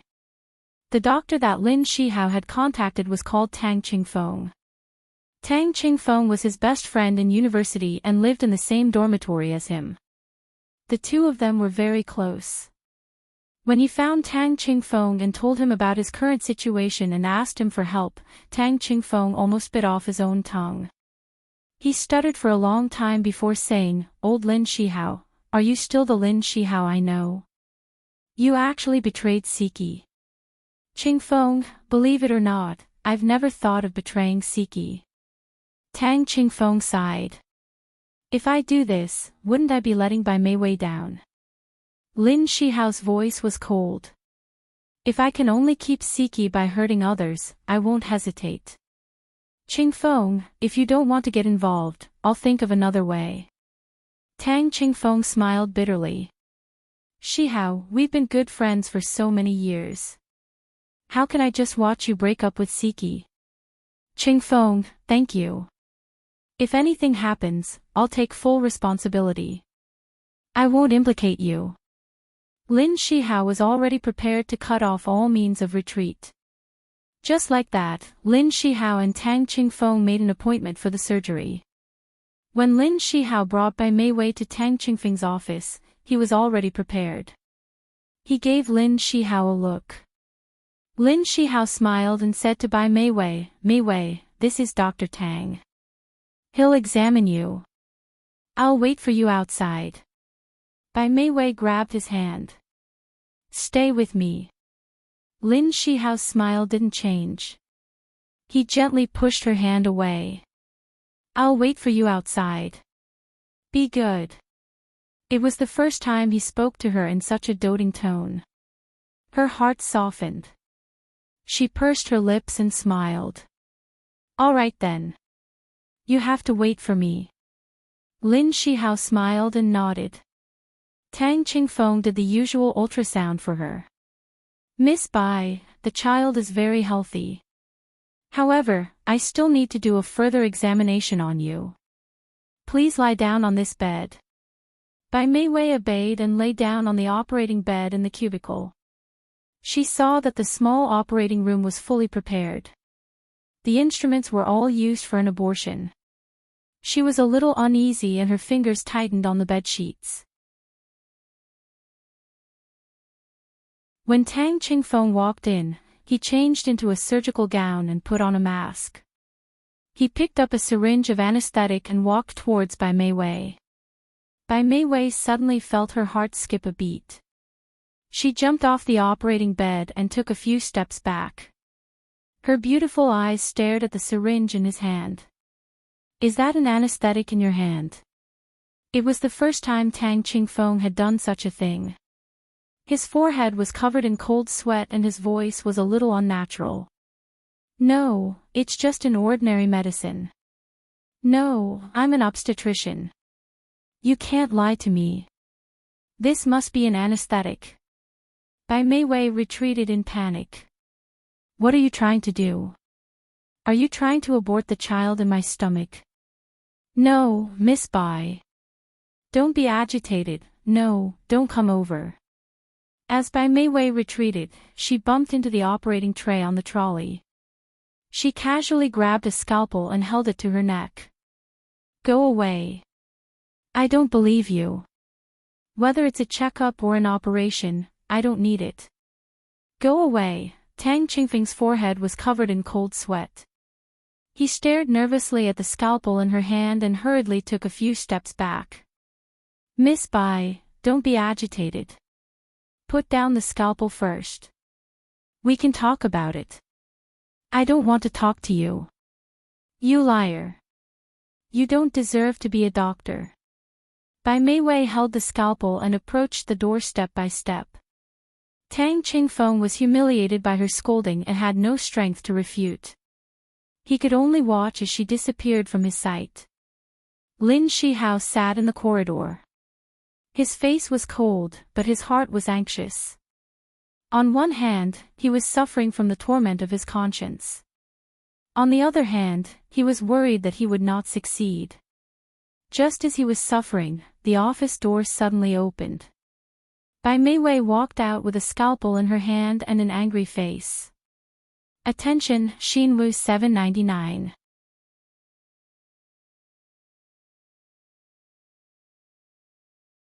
Chapter 425. Lin Shihao stood up abruptly. His dark eyes were like a storm as he stared intently at the scalpel on her neck. Bai Meiwei walked up to him step by step. Her anger and sadness were intertwined. She stared at his face and said slowly, "Lin Shihao, I didn't expect you to be so cruel. I won't forgive you. Lin Shihao, I originally felt a trace of guilt in my heart. From now on, I won't hesitate anymore. I won't feel guilty anymore. Even if I have to resort to unscrupulous means, I will snatch you away." Lin Shihao clenched his fists and pursed his lips. "Meiwei, don't be rash. Put down the scalpel." She smiled miserably. "Let me tell you, if you want me to give up the child, I'll have to die." There were many patients waiting in the corridor. They had already noticed this scene and looked over curiously. Bai Meiwei ignored them and continued to place the scalpel on her neck. Step by step, she walked away from Lin Shihao's line of sight. Lin Shihao stood stiffly on the spot and watched her back disappear at the end of the corridor. Unknowingly, Tang Qingfeng was already standing beside him. He patted his shoulder and said in a low voice, "I'm sorry. I didn't do it." Lin Shihao shook his head. "It has nothing to do with you. From the beginning, I shouldn't have dragged you into this." From the moment he decided to deceive Bai Meiwei into performing the operation, he had abandoned his professional ethics as a doctor. If the plan had succeeded, he would have caused Tang Qingfeng to abandon his principles as a doctor. Bai Meiwei walked out of the hospital and threw the scalpel into the trash can. Her strong will collapsed in an instant. Her heart was beating wildly and her back was covered in a layer of cold sweat. She clenched her fists in fear. If she hadn't been vigilant, if she had been injected with anesthetics, then the child in her stomach would have disappeared. How could he be so cruel to her? Bai Meiwei's nose twitched and tears streamed down her face. She walked on the road with teary eyes, her chest filled with sorrow. She lowered her head and only cared about her sadness. She did not pay attention to what was in front of her. Suddenly, she heard the sharp sound of a car horn. She hurriedly raised her head and saw a car driving over. It was getting closer and closer to her. She was so scared that she quickly retreated. Unexpectedly, someone was pushing a bicycle behind her. She happened to bump into that person. Bai Meiwei lay on the ground in agony. Her stomach was in so much pain that there was a warm current flowing out from her body, flowing along the inside of her thighs. She tried her best to suppress the panic in her heart and asked the people around her for help. "Please save me, save my child." The owner of the bicycle had already ridden away. Many people stayed far away, not wanting to get into trouble. A middle-aged woman couldn't bear it and went forward to take a look. She immediately screamed, "Oh my God, she's bleeding. Someone help me, send her to the hospital." The onlookers retreated. Bai Meiwei was both in pain and anxious. "Please, I beg you to help me. I will definitely thank you." The middle-aged woman sighed and did not care about anything else. She helped Bai Meiwei up from the ground. "Miss, don't be anxious. I'll send you to the hospital." Since no one was willing to help, she would just do it. Even if this girl relied on her, she would accept it. She could not just watch this girl lie on the ground and watch her lose her child. After all, the middle-aged woman was old and Bai Meiwei's right leg was twisted. It was very inconvenient for the two of them to walk. There were more and more bloodstains on the ground. A young woman could not stand it anymore and took the initiative to help support Bai Meiwei. The Women and Children's Hospital was less than 50 meters away. The two of them planned to send her to that hospital, but Bai Meiwei did not agree. She was worried that Tang Qingfeng would take the opportunity to abort her child. The middle-aged woman was extremely anxious. "Miss, your condition is very bad now. Why are you still choosing a hospital? Hurry, little girl, let's send her to the Women and Children's Hospital." The middle-aged woman and the young woman ignored Bai Meiwei's objections and sent her to the gynecology emergency room of the Women and Children's Hospital. Fortunately, Tang Qingfeng was not on duty. After a round of emergency treatment, the child was not saved in the end. Her uterus was not well developed, so it was easy for her to miscarry the child. Moreover, before her accident, she had been shocked and agitated, which had a certain impact. When Bai Meiwei heard the news, she fainted. When she woke up again, she touched her flat abdomen. Her tears were like broken beads, falling non-stop. As a gynecologist, she knew that it was almost impossible for her to have another child in the future. Her poor child was only 3 months old, and it was gone just like that. Why was God so cruel to her? She covered herself with the blanket and cried bitterly. She rested in the hospital for an afternoon and calmed down a little. Then, she talked to the emergency doctor for more than half an hour and asked her to keep her miscarriage a secret. Bai Meiwei returned home that night. After thinking about it, she was unwilling to give up just like that. The child was gone, and it was all Lin Shihao's fault. If he had not been so cruel, she would not have been so uneasy and had an accident. She blamed all the mistakes on him, and she had even more reason to persevere. She lay on the bed, her pale face looking gloomy and terrifying. She smiled coldly, picked up her phone, and called Jiang Rulan's number. After deliberately getting close to her some time ago, their relationship was now very good. Soon, Jiang Rulan's gentle voice came through. "Meiwei, why did you suddenly think of calling me? What's the matter?" The coldness on Bai Meiwei's face faded, and it was replaced by a sobbing expression. She sobbed softly. "Auntie Jiang, I'm sorry. There's something that I've been hiding from you. Meiwei, don't cry. What happened?" She cried even more sadly. Auntie Jiang, I can't say it. If I say it, you'll definitely think that I'm a bad woman and that I'm deliberately destroying your son's family. Jiang Rulan's heart thumped. Mei Wei, the matter you're talking about, don't tell me it has something to do with Shihao. Auntie, I'm sorry. If Senior hadn't forced me into a dead end, I definitely wouldn't have called you. Sob. Jiang Rulan's heart pounded. She said anxiously, Mei Wei, you're making me anxious. What happened? Tell me in detail. Bai Mei Wei was crying her heart out. Jiang Rulan was anxiously stomping her feet on the other end of the phone. It wasn't easy to calm her down. She sobbed and said, 3 months ago, Senior and I attended a seminar. Senior drank too much, so I sent him to his room to rest. In the end, I wanted to resist, but he was too strong. I couldn't do anything. Jiang Rulan sat heavily on the sofa, her vision turning black. Her son, after drinking, actually raped Mei Wei. Later, I found out that I was pregnant. I originally wanted to abort the child, but my uterus was maldeveloped. If I aborted the child, I might not be able to be a mother for the rest of my life. So I begged Senior to let me give birth to the child. I swore that I would never destroy his family, but he wasn't willing. Today, he tricked me into going to the hospital to abort the child. Fortunately, I found out in time and escaped. Jiang Rulan almost fainted. How could this be? Bai Mei Wei sobbed.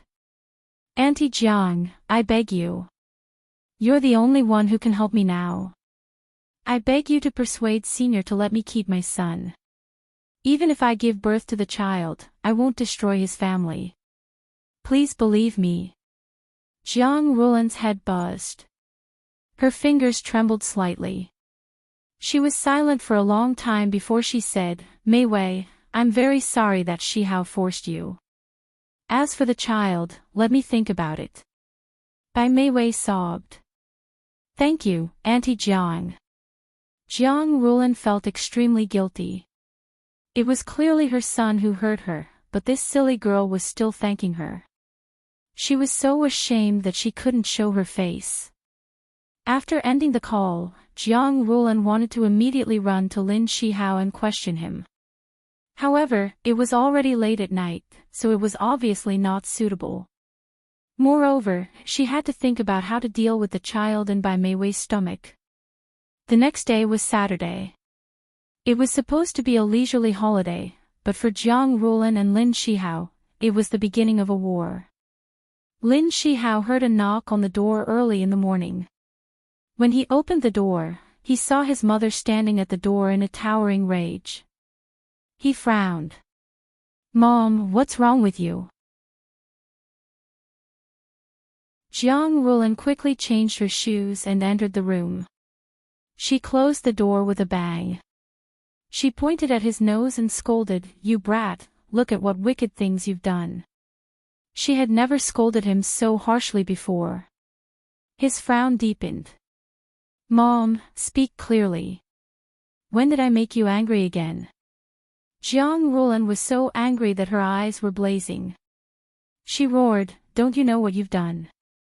Tell me yourself, what did you do to Bai Mei Wei? You became muddle-headed after drinking a little wine. Not only did you ruin her chastity, you even forced her to abort the child. How can you be so cruel? Are you still my son? Lin Shihao's pupils contracted abruptly, and his fists clenched tightly. He knew that Bai Mei Wei must have told her the truth. He gritted his teeth and said sternly, Mom, it's my fault for ruining her chastity. I had my reasons for forcing her to abort the child. I didn't want her to ruin my marriage with Siki. Mei Wei already swore to me that she would never ruin your marriage. The child is already more than 3 months old. If she really wanted to ruin your marriage, why would she wait until now? Lin Shihao said sternly, Mom, you don't understand at all. Bai Mei Wei isn't as simple as you think. She's deliberately stalling for time. She had an agreement with me previously. If I went on 5 dates with her, she would abort the child on her own accord. But in reality, she had no intention of aborting the child at all. She was lying to me. Even when she got close to you, she had a motive. She wanted to use you. Slap, Jiang Rulan slapped his face. Both of them were stunned at the same time. Lin Shihao's face hurt. He stared at his mother with a complicated expression. Since they were young, he had always been her pride. She had never hit him. Beauty novel, Songshu 566.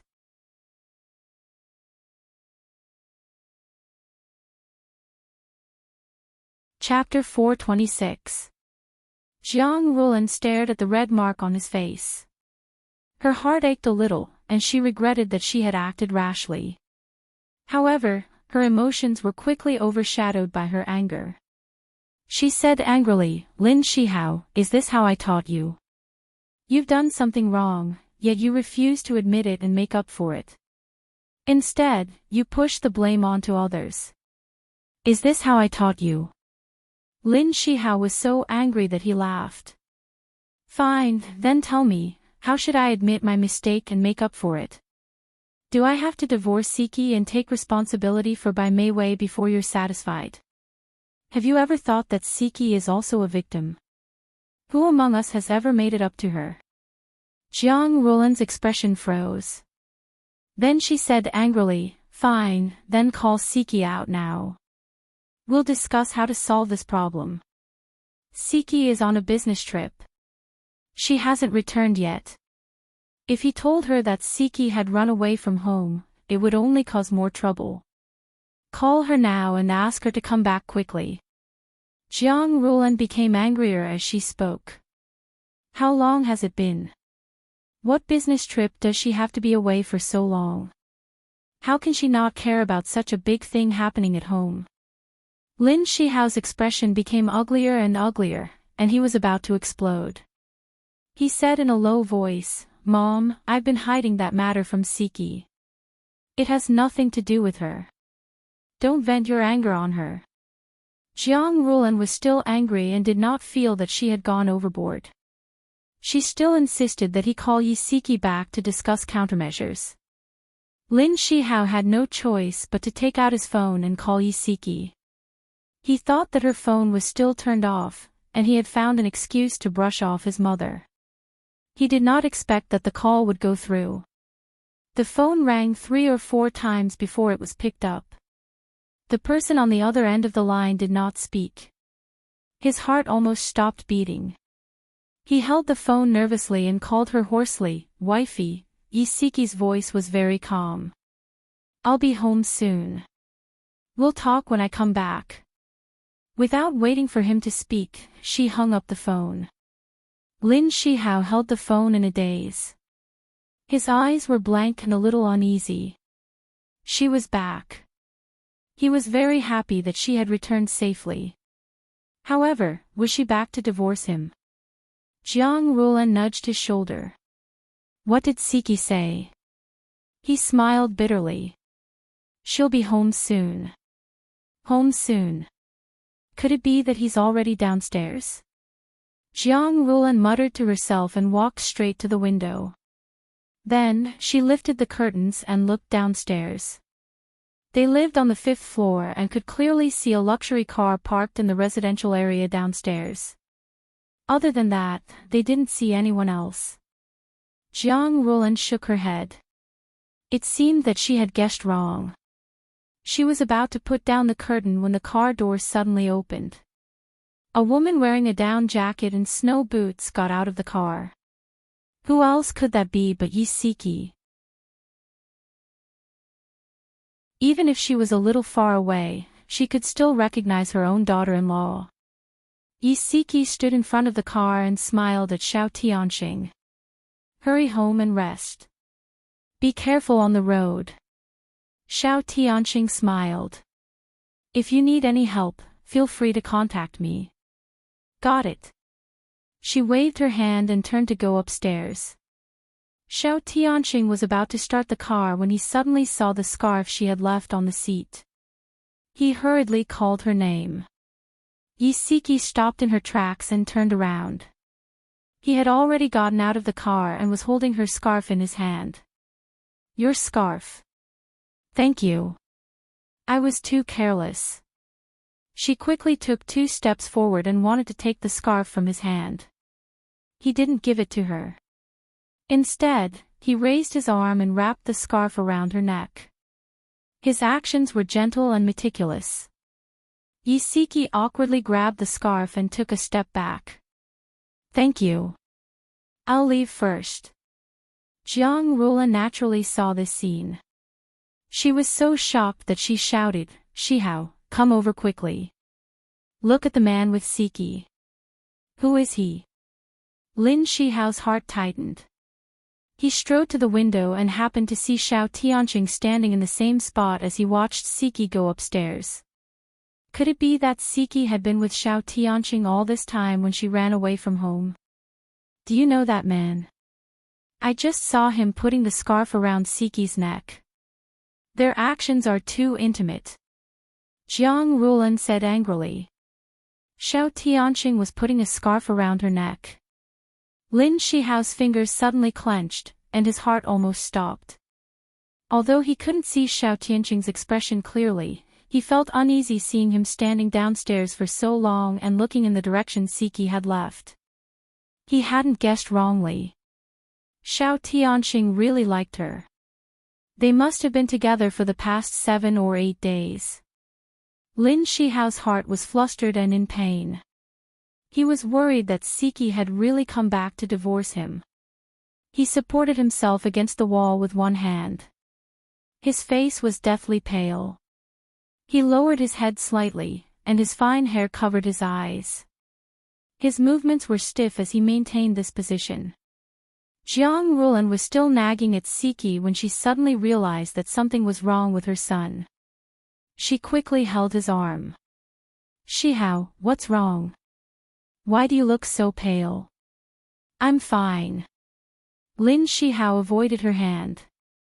Click. The door was unlocked. Lin Shihao and Jiang Rulan looked up at the door at the same time. Yi Siki pushed the door open and stood at the door. The moment she saw Jiang Rulan, she was stunned. Mom, you're here. Jiang Rulan's face was solemn. She didn't say anything and sat down on the sofa with her hands on her knees. She looked like she was about to be interrogated. Yi Siki didn't say anything else. She bent down to change her shoes, hung her coat on the hanger, and said calmly, Mom, have a seat. I'll go make some tea. Jiang Rulan's tone was stiff. No need. Come here. I have something to say. Yi Siki sat on the sofa opposite her with a calm expression. She had already prepared herself mentally and was waiting for the storm to come. Lin Shihao naturally sat beside her.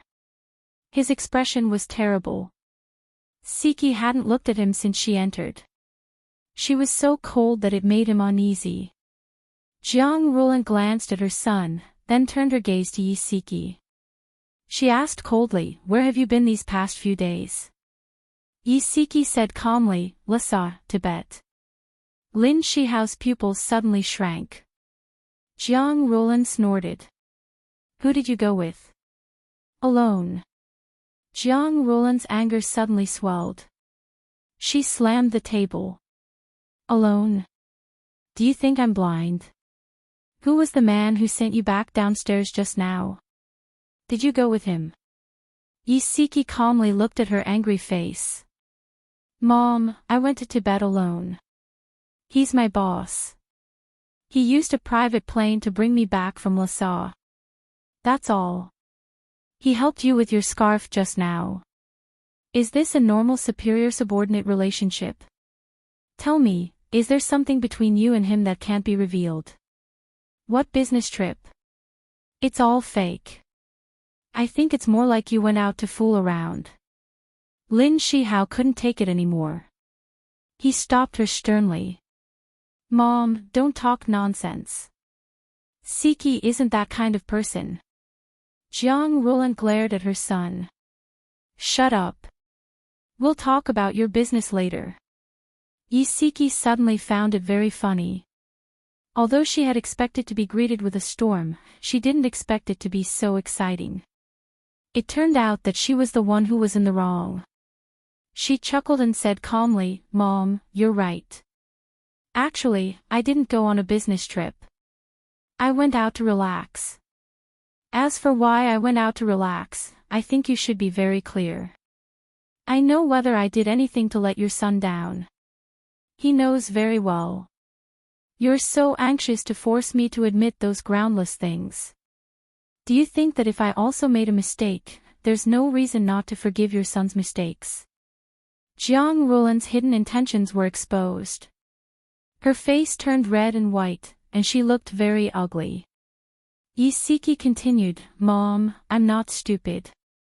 I understand some things. I'm just pretending not to understand because I don't want to be so calculative. In my heart, you're all my family. How can there be so many petty things between family members? But after all these years, have you ever treated me as family? Even if you raised a dog for 8 years, you would still have feelings for it. They had been together for 8 years. How could she not have any scruples about the serious crime of infidelity on her head for her son's sake? Siki's calm gaze fell on Jiang Rulan. There was no blame or anger, but it was so calm that it made her heart palpitate. She said angrily, even if there's nothing between you and that man, you can't deny that he has other intentions for you. You abandoned your family and your son these past few days. Do you think you're in the right? Mom, stop talking. Lin Shihao's face was ashen. He said agitatedly, Siki went out to relax because of me. It has nothing to do with her at all. Don't push all the blame onto her. Jiang Rulan was so angry at her son that she wanted to vomit blood. Who did she say so much for? Wasn't it to save some face for him? Yet he was standing on his daughter-in-law's side. He had completely thrown away his dignity as the man in charge of the family. Lin Shihao didn't care about her anger at all. He said in a low voice, Mom, you didn't come here today to blame Siki. You came here to discuss how to solve Bai Meiwei's problem. Don't get the main point wrong. Jiang Rulan was so angry that her fingers trembled. She glared at him fiercely. Fine. Then tell me, what do you plan to do? The child is already 3 months old. Don't tell me you still want her to abort the child. Lin Shihao glanced at the expressionless Siki with her eyebrows lowered. He said slowly, the child can't be kept. I plan to ask Director Bai for forgiveness. Director Bai will definitely not agree to Bai Meiwei keeping the child. Jiang Rulan snorted coldly. I think you're too naive. If Director Bai knew that his daughter's uterus was stunted and she couldn't have another child after aborting the child, do you think he would still force his daughter to abort the child? What's more, have you thought about the consequences of asking Director Bai for forgiveness? If it's a light punishment, you'll be fired from the hospital and lose your job. If it's a heavy punishment, you'll be sued in court and your reputation will be ruined. Lin Shihao clenched his fists. His eyes were frighteningly hazy. I've already made preparations. Even if I end up with nothing and my reputation ruined, I'll protect this family. Jiang Rulan's voice was fierce. Then have you considered for Nyonyo? She'll be laughed at for having a rapist for a father. Welfare, Shinwu 799.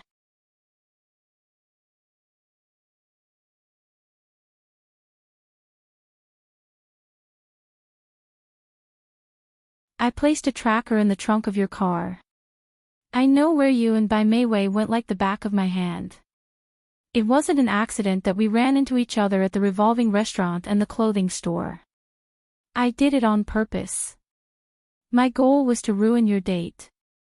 Lin Shihao's eyes widened. He couldn't believe what he had just heard. She closed her eyes, and her tone was slightly tired. I've always trusted you, and I've never doubted you, but you've shattered my trust in you time and time again. You see, there's no such thing as trust between us anymore. You lied to me, and I lied to you. We're even now.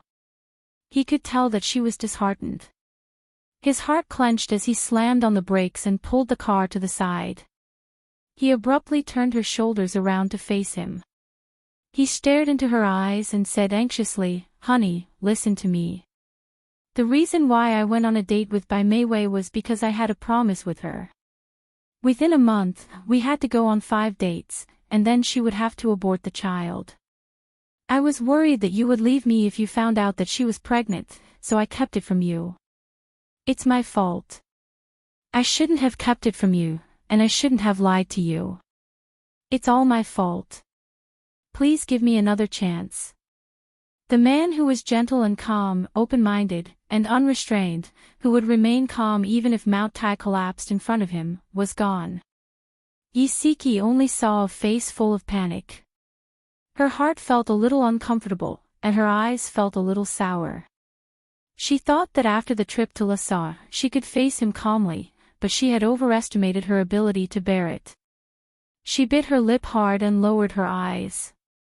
She didn't want to see his deep and painful eyes. She said lightly, "I didn't want to come back, but I can't let go of Nyonyo. Let Bai Meiwei abort the child.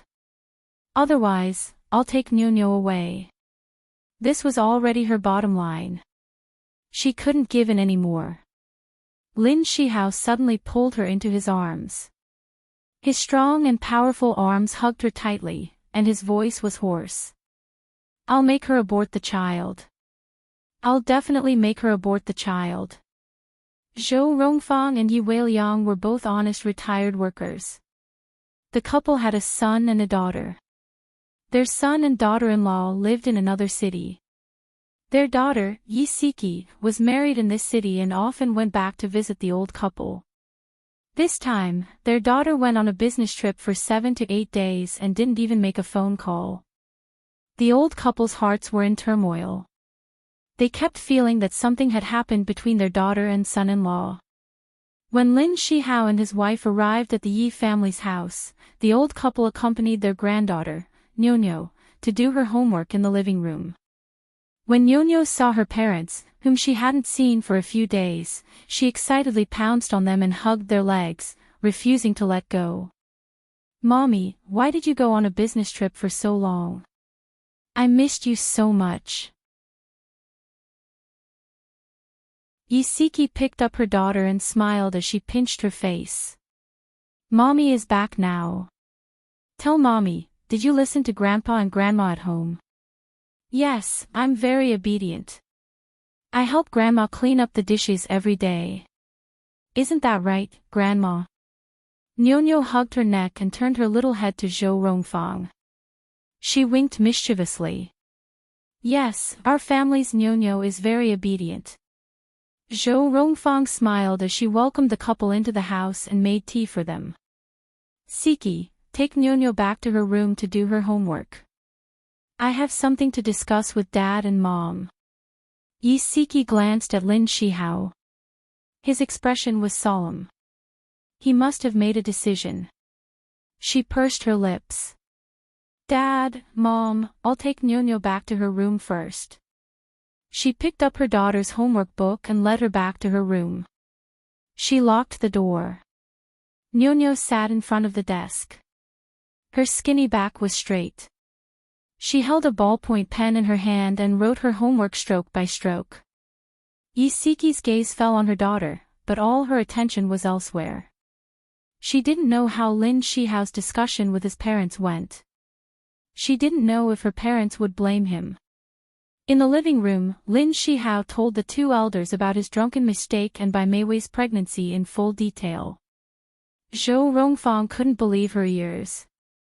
After the shock, her body trembled slightly. How could this be? How could this happen? Yi Weiliang's face was ashen. He almost fainted. His back slumped against the sofa as he gasped heavily. Zhou Rongfang hurriedly rushed over and rubbed his chest. "Old man, don't be agitated. Be careful of your high blood pressure."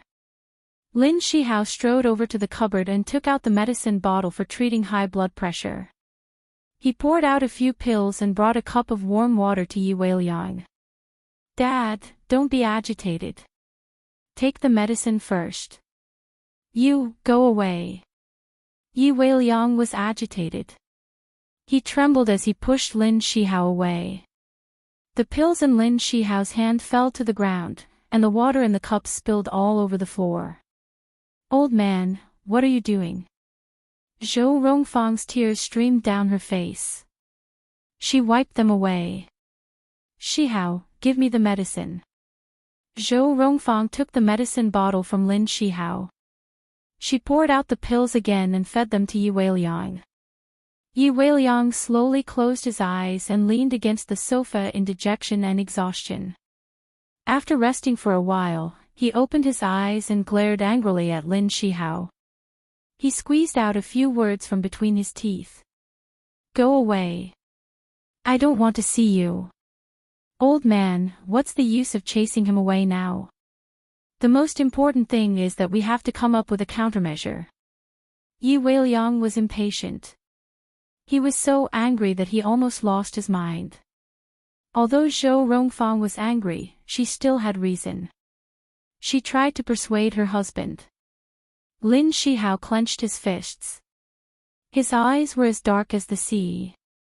His tall and straight body was like a mountain standing in front of them. His whole body emitted an extremely oppressive aura. Slowly, he bent his knees and knelt on the cold floor. His chest was very straight, like a pine tree, fearlessly welcoming the attack of the wind and snow. Zhou Rongfang and Yi Weiliang were both shocked.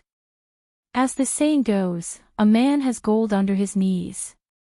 Moreover, Lin Shihao was a man full of pride. It was impossible for him to kneel to anyone. At this moment, he threw away his dignity and face to kneel here and beg for their forgiveness. His eyes were extremely sincere. He said word by word, "Dad, Mom, I was drunk and did something wrong. I have already sworn that I will never drink again in my life. I have let down Siki and your trust in me. Please give me another chance. I will make up for my mistakes and treat Siki and Nyonya well." Yi Weiliang was furious. He turned his head away and refused to look at him. He had hurt her daughter. How could Zhou Rongfang not be angry? How could she not hate him? But her daughter and son-in-law were husband and wife after all. They even had a child together. Was she going to divorce him because of this? She sighed and tugged at Yi Weiliang's sleeve. Yi Weiliang ignored her and continued to sulk. Lin Shihao did not speak anymore. He knelt silently in front of the two elders.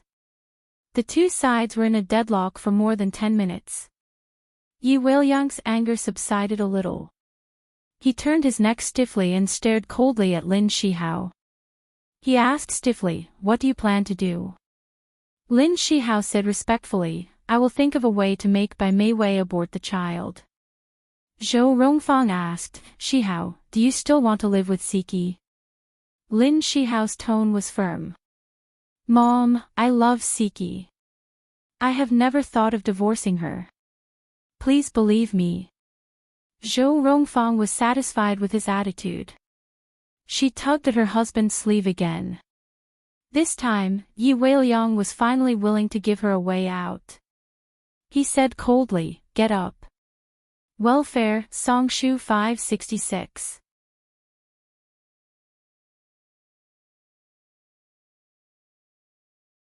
Chapter 428. When Yisiki came out of the bedroom, they had already finished talking.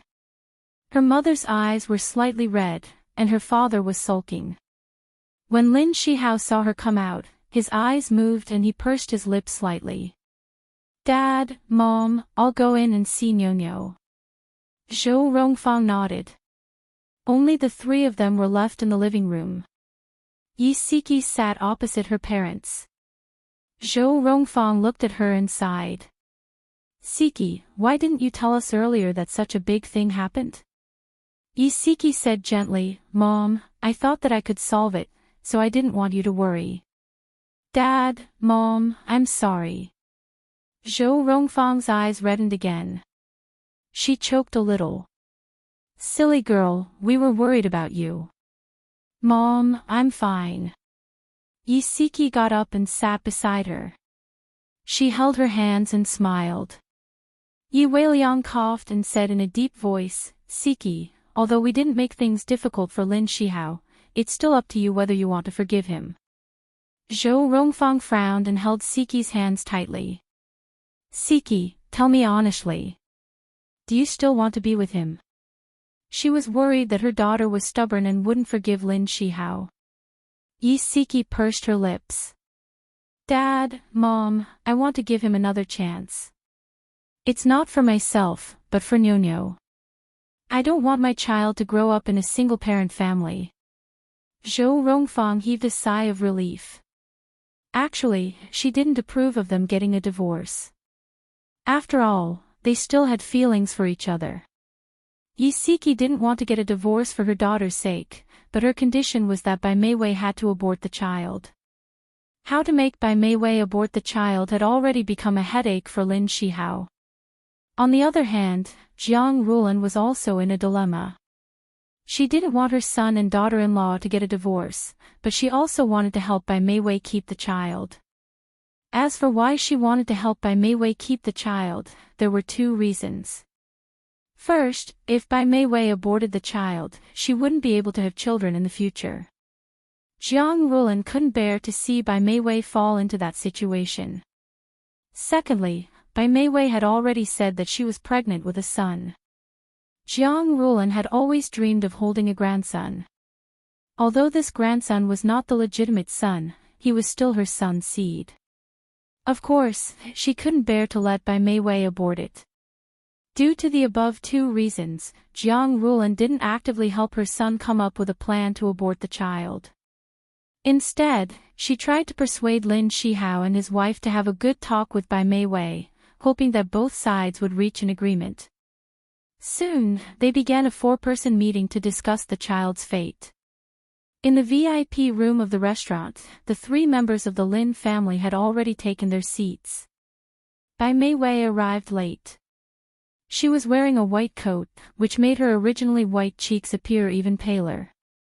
When the waiter pulled out a chair for her, she stretched out her right hand and carefully protected her abdomen. This protective posture of a mother-to-be hurt Yi Siki's eyes. She lowered her eyes, picked up the teacup, and took a sip of hot tea. Bai Meiwei smiled gently. Auntie Jiang, I'm sorry I'm late. There was a bit of a traffic jam on the way. It's okay. It's the weekend. It's normal to have a lot of traffic on the road. Jiang Rulan smiled kindly. The two of them had a lot in common and quickly chatted. Yi Siki drank her tea silently. Lin Shihao said expressionlessly, let's talk business. Bai Meiwei smiled slightly. Okay. Lin Shihao looked at her and said in a low voice, Meiwei, I hope you can give up on the child. The smile on Bai Meiwei's face froze. She put down the teacup in her hand and said in a sad tone, Senior, if I abort this child, I won't be able to be a mother in the future. Are you really that heartless? I've already said that I won't destroy your and sister-in-law's family. After I give birth to the child, I'll stay far away and never disturb you again. Can't I do that? Lin Shihao's expression changed slightly and he clenched his fists. His voice was still cold as he said, the child in your stomach is like a thorn in my and Siki's heart. If we don't remove it, the three of us won't be able to live a peaceful life. Your body is special. It's just that it's difficult for you to give birth. It's not completely impossible. I believe that with current medical standards, your illness can definitely be cured. Meiwei, you're still young. You still have a bright future ahead of you. Don't ruin yourself because of this child. Senior, you don't understand at all. Even if my illness can be cured, I can't risk the child in my stomach. He's my child. He's my flesh and blood. He's already been in my body for more than 3 months and has become one with my flesh and blood. How can I be heartless enough to abandon him? Bai Meiwei's beautiful eyes were already misty and her expression was distressed. Her sobbing appearance really made one's heart ache. At least, she had aroused Jiang Rulan's sympathy. Her teary eyes turned slightly and her gaze fell on Jiang Rulan. Auntie Jiang, you're also a mother. You'll definitely understand my feelings as a mother. Even if I lose everything, even if I'm penniless, I still want to protect my child. I also want to raise my child into an adult. Jiang Rulan's heart ached. Bai Meiwei's words evoked her sad past. She wasn't a strong woman from the start. After her husband passed away, she had no choice but to be strong for the sake of her son, who was still in high school. Even if she had to sell everything she had, she still wanted to raise her son into a talent. Jiang Rulan faced Bai Meiwei's earnest gaze and couldn't say anything to refute her. She could only sigh heavily. Yi Siki looked coldly at Bai Meiwei. Seeing how vividly she played the role of the weak, the corners of her lips curled up mockingly. She said calmly, Miss Bai, as far as I know, you had a prior agreement with Shihao. If he went on 5 dates with you within a month, you would agree to abort the child. Am I right? Bai Meiwei was slightly taken aback.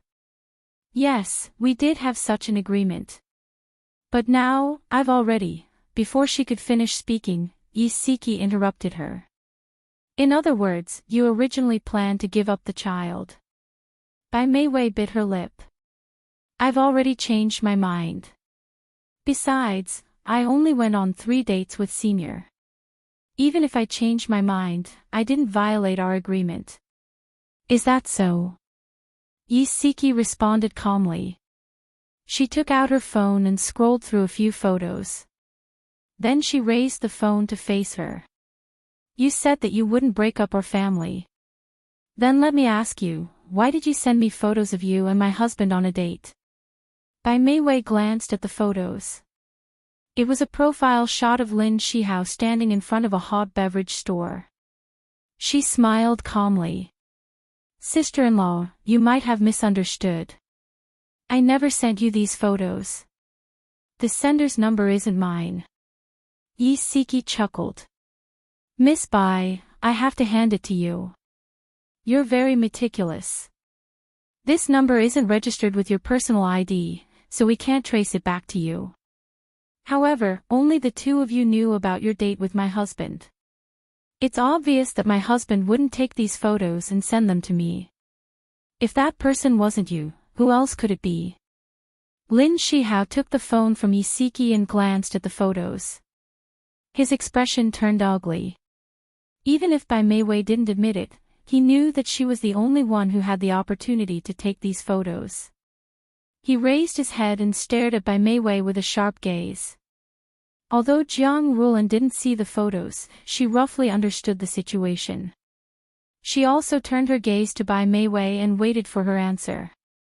Faced with 3 pairs of eyes, Bai Meiwei remained calm and said calmly, I really didn't send these photos. Maybe someone who knows us found out that I was dating Senior, so they secretly took our photos and sent them to you on purpose to attract your attention. Sister-in-law, if I really wanted to ruin your relationship, I wouldn't have used such a troublesome method. I would have just told you about my pregnancy. I've been hiding it from you all this time because I didn't want to ruin your relationship with Senior. Her words were spoken in a solemn and sincere manner. Yi Siki and Lin Shihao had already seen through her true colors and didn't believe her anymore. However, Jiang Rulan was different. She had only known Bai Meiwei for a short period of time and Bai Meiwei had deliberately tried to get close to her, leaving her with a good impression. Therefore, she easily believed Bai Meiwei's words. Jiang Rulan helped her smooth things over. I believe that Mei Wei wouldn't do such a thing. There's no need to talk about the past now. Let's think about the main purpose of our visit today. No matter how Lin Shihao tried to persuade her, Bai Mei Wei refused to give up the child. She insisted on giving birth to the child. In the end, both parties parted on bad terms. On the way home, Lin Shihao, Yi Siki, and Yi Siki's hearts were heavy. No one spoke. Lin Shihao dropped Jiang Rulan off at her neighborhood. Jiang Rulan wasn't in a hurry to get out of the car. She glanced at Yi Siki, who was sitting in the back seat with her, and then looked at Lin Shihao, who was driving. She slowly said, "On the way back, I've been thinking about the child. I've thought of an idea, but I'm afraid you won't agree." Lin Shihao turned his head. "Mom, tell me. What's the idea?" Jiang Rulan coughed and said uncomfortably, "Agree to Bai Mei Wei giving birth to the child. After the child is born, we'll bring him back to our family and raise him. He'll take your surname. As for Mei Wei, she can visit the child regularly." Before she could finish speaking, Lin Shihao angrily interrupted her. "Mom, how could you come up with such a ridiculous idea? I definitely won't keep this child." The most difficult thing to say had already been said, so Jiang Rulan couldn't care about anything else. When her son shouted, she immediately flew into a rage out of humiliation. Bai Mei Wei is pregnant with a son. He's also our Lin family's child. What's wrong with letting her give birth to the child and let him acknowledge his ancestors? Yi Siki clenched her fists tightly and pinched her palms. She was trying her best to suppress the bitterness in her heart. Her mother-in-law actually said such things. Lin Shihao's face was ashen. He said angrily, "Only the child my wife gives birth to will be a descendant of the Lin family. I only have one child, Nyo. Mom, don't ever mention such things again." Welfare, Hongcha 866.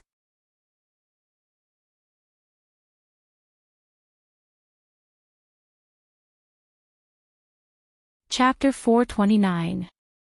In the end, all three parties were defeated. Because of an unborn child, their familial ties were trampled and torn apart. Yi Siki was physically and mentally exhausted. She leaned her head against the seat and didn't look back even after Jiang Rulan got out of the car. Lin Shihao looked through the rearview mirror and saw Yi Siki's curled-up figure in the corner.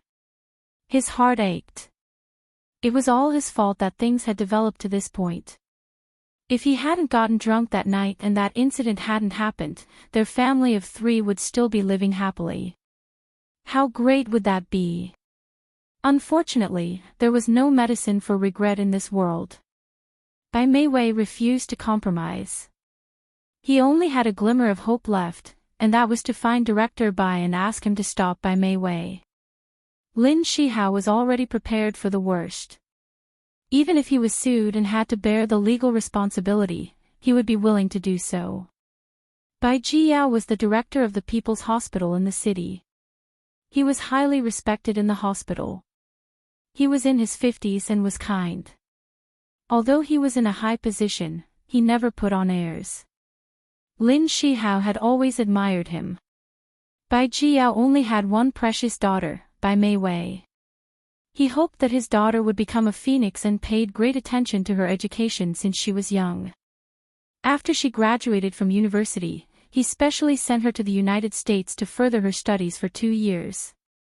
He hoped that his daughter could inherit his legacy and become a good doctor with superb medical skills and noble medical ethics.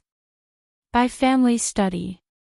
When Lin Shihao told him everything that had happened between him and Bai Mei Wei, Bai Jiyao couldn't take the blow and almost fainted.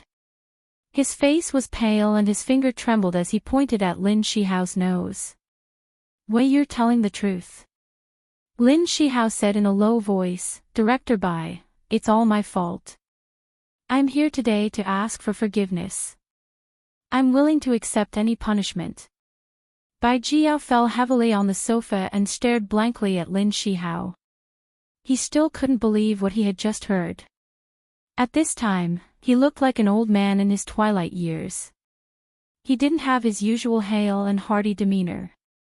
After a long time, he finally recovered from his great shock. His sharp eyes looked at Lin Shihao. "What do you plan to do?"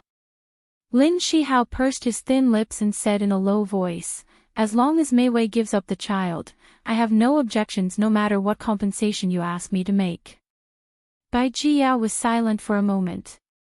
He picked up the landline and informed the servant to invite Miss to his study. 2 minutes later, Bai Mei Wei knocked on the door of the study. She didn't know that Lin Shihao was here. When she saw him, her heart tightened. Then she carefully observed her father's face. It was dark and frowning. It seemed that he was trying to suppress his anger. She immediately felt uneasy. It seemed that Lin Shihao had told her father about her pregnancy. She pretended that nothing had happened and smiled. "Dad, are you looking for me?" Bai Jiyao sat on the sofa. His eyes were burning with anger. He stared at Bai Mei Wei, who was standing not far away, and shouted sternly, "Kneel." Bai Mei Wei bit her lip and bent her legs. Gi Gai knelt on the ground. Her long eyelashes fluttered and bean-sized tears immediately rolled down her face.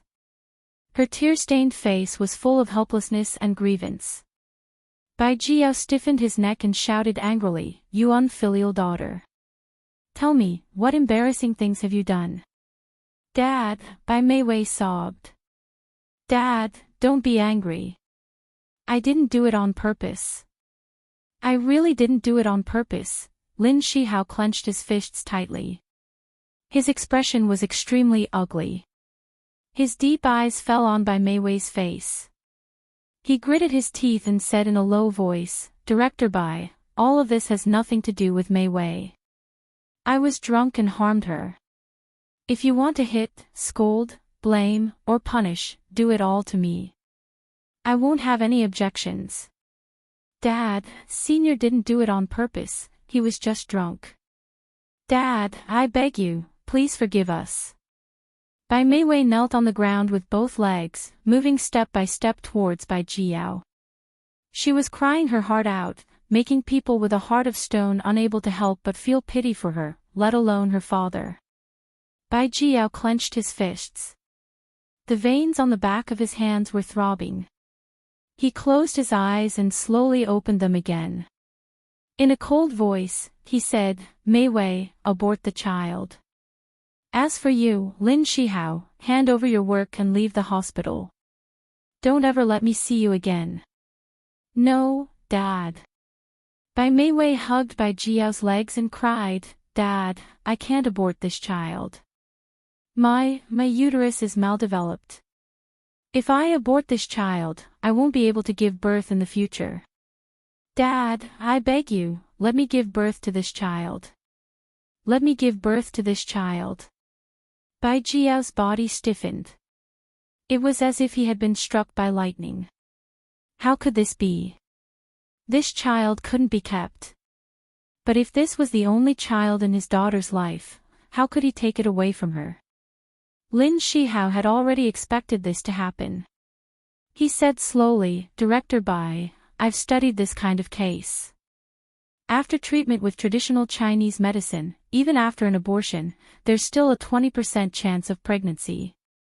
Bai Mei Wei cried and shook her head. "No, there's only a 20% chance of success. What if I fall into that 80% chance? Dad, I beg you, let me give birth to this child. If you think I'm embarrassing, I'll go to America to give birth. I'll stay in America in the future and never come back to embarrass you. Dad, I beg you." Bai Mei Wei cried bitterly and shook Bai Jiao's legs. Bai Jiao's temples throbbed and his head hurt. On one hand, it was his daughter and the Bai family's reputation. On the other hand, it was his daughter's right to be a mother. His daughter was right. There was only a 20% chance of success.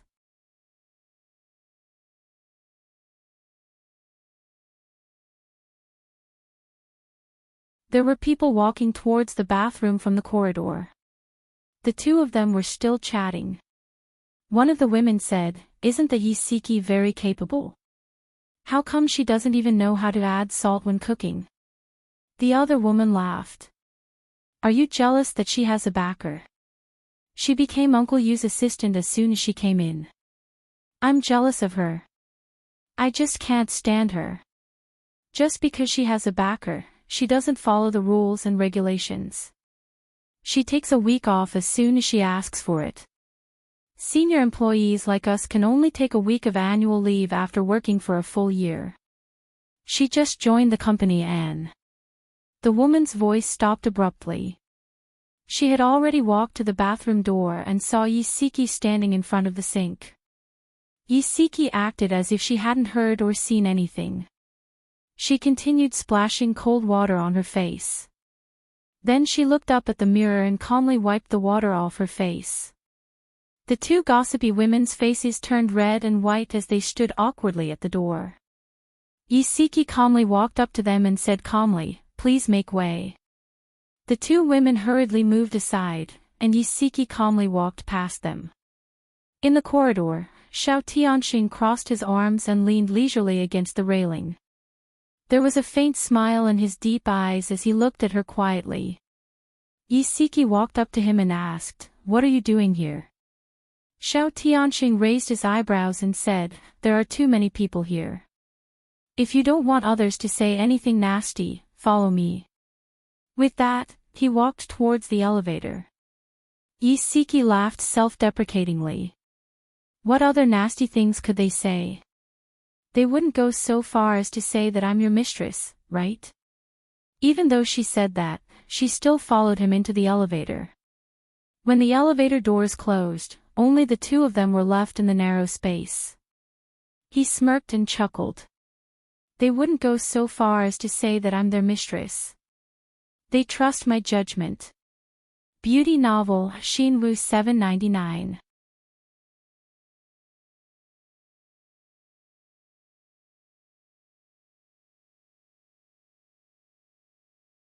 Lin Shihao hadn't thought of this either. She held the coffee cup in a daze. Her fingers trembled slightly as she shook her head. "I don't know. I really don't know." Xiao Tianxing tightened his grip on the Persian cat. The cat meowed impatiently, and he slowly let go. He stroked its soft fur and said calmly, "If Bai Meiwei insists on giving birth to the child, are you still willing to continue living with Lin Shihao?"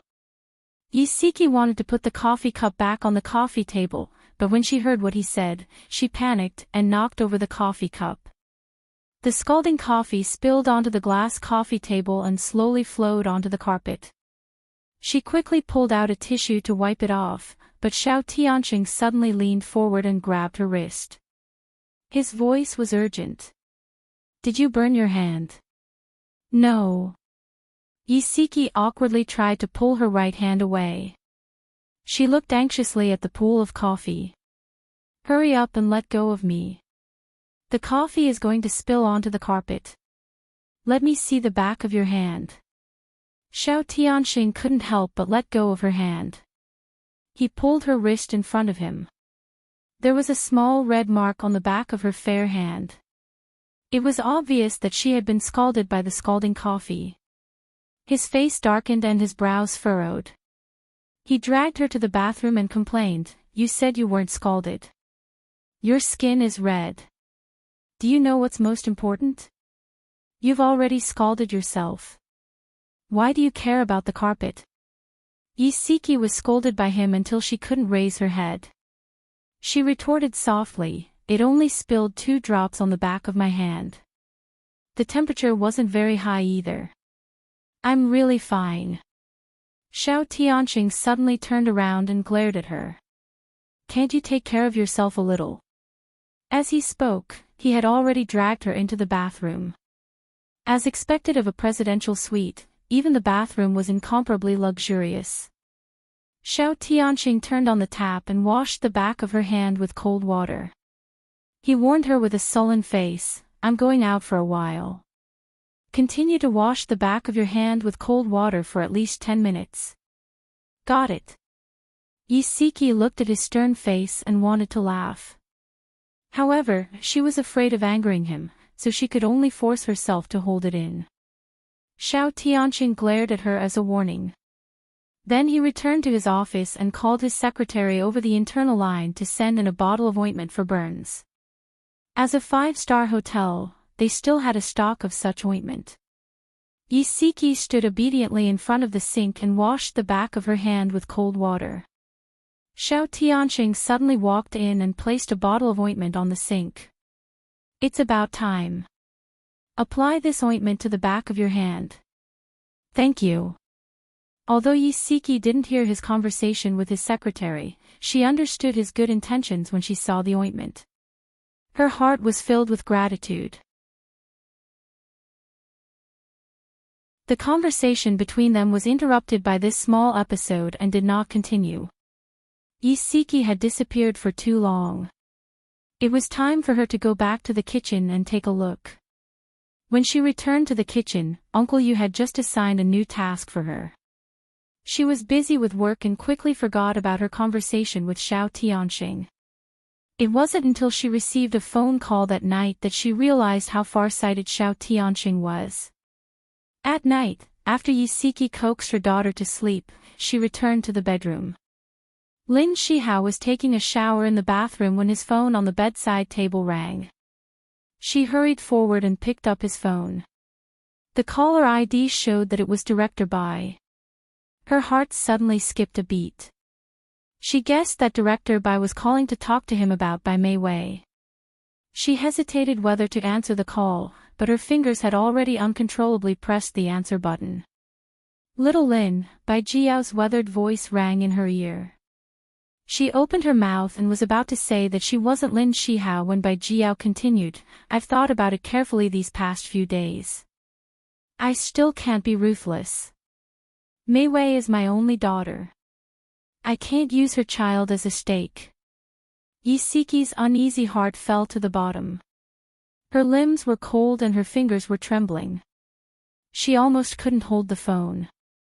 He continued, Little Lin, you said that you let Mei Wei down and that you were willing to make up for it. I only have one request. Divorce your wife, marry my daughter, and take responsibility for her. If you agree to my request, I'll let this matter go. You'll still be the director of our hospital's obstetrics and gynecology department. If you don't agree to my request, we'll meet in court.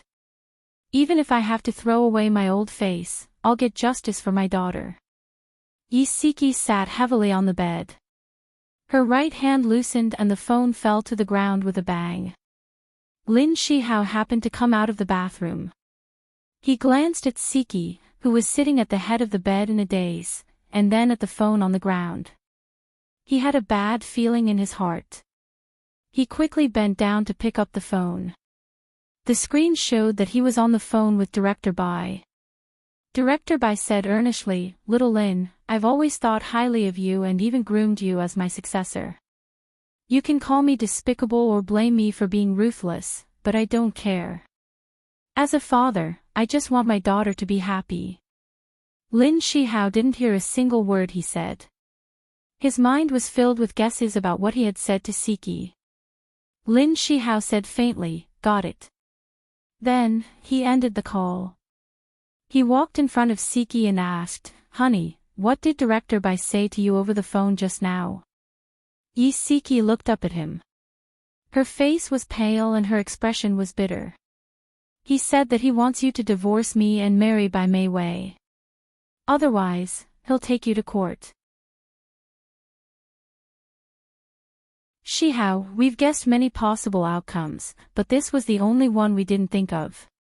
Tell me, what should we do? Lin Shihao hugged her tightly and said in a low voice, Honey, even if he takes me to court, even if I have to bear the legal responsibility, I won't divorce you. Isiki's nose was sour and her eyes were misty. She leaned against his chest and could hear his heart beating very fast and very frantically.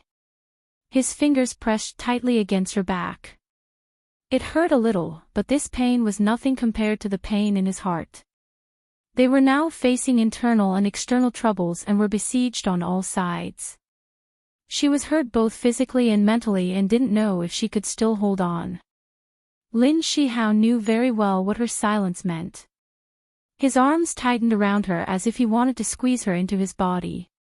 His voice was low and hoarse as he said, "Honey, tell me that you'll hold on with me." She bit her lip and tears silently flowed down her face. "Even if the whole world spurns me, I won't give up on you." His chest rose and fell violently, and there were tears in his eyes. Yisiki couldn't hold it in anymore. She hugged him and bawled. She didn't understand why God wanted to torture them like this. They were clearly two people in love, but they couldn't stay together properly. She hated it so much. She hated that woman who destroyed her family.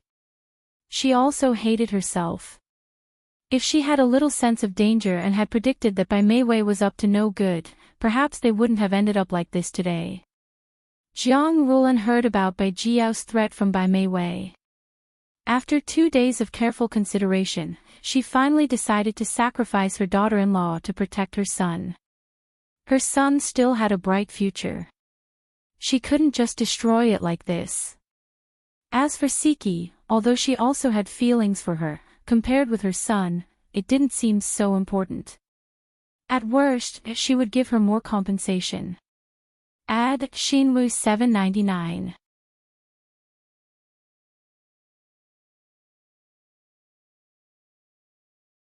Chapter 431.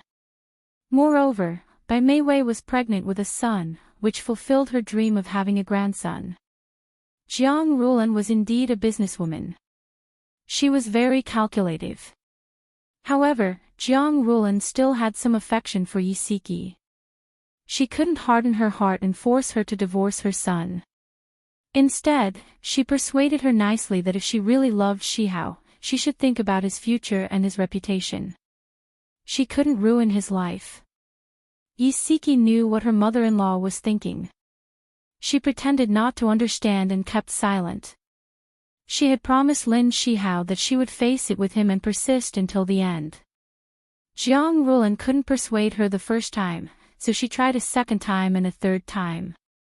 "Siki, you might not know, but Shihao has been having a hard time in the hospital. Bai Jiao is already pressuring him. If you don't divorce within a month, he will file a lawsuit with the court." Seeing that Meiwei's belly is getting bigger and bigger, there are already rumors in the hospital.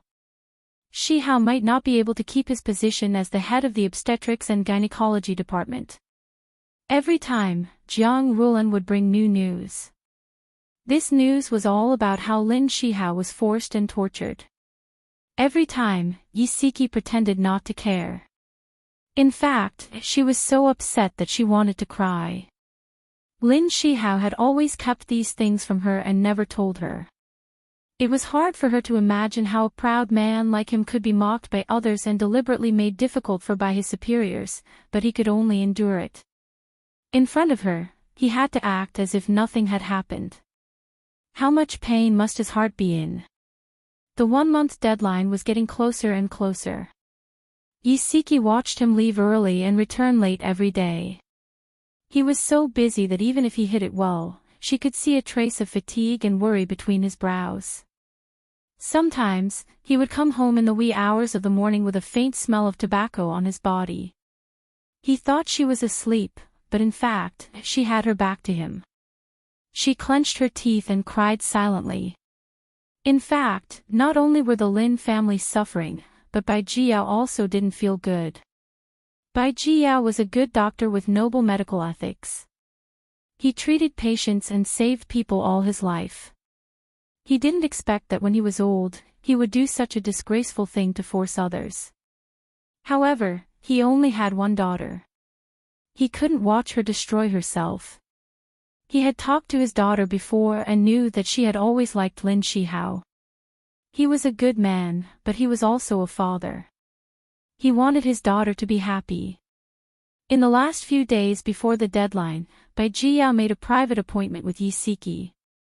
He said, "Mrs. Lin, the child in Meiwei's stomach is already more than 5 months old. I can't let her be ridiculed without any status. I hope you can divorce Lin Shihao as soon as possible. Yisiki looked calmly at the kind-looking old man in front of her and said calmly, Director Bai, I can't decide on a divorce alone. Bai Jiao sighed. I won't hide it from you. Actually, I don't want to take Lin Shihao to court. That will only make both our families look bad. However, if he is determined to not give Mei Wei an explanation, I will continue to make a fuss even if I have to sacrifice my old face. Mrs. Lin, the only person who can turn this situation around is you. If you initiate a divorce, there is still a chance for things to turn around. You don't want to see your husband's reputation ruined, do you?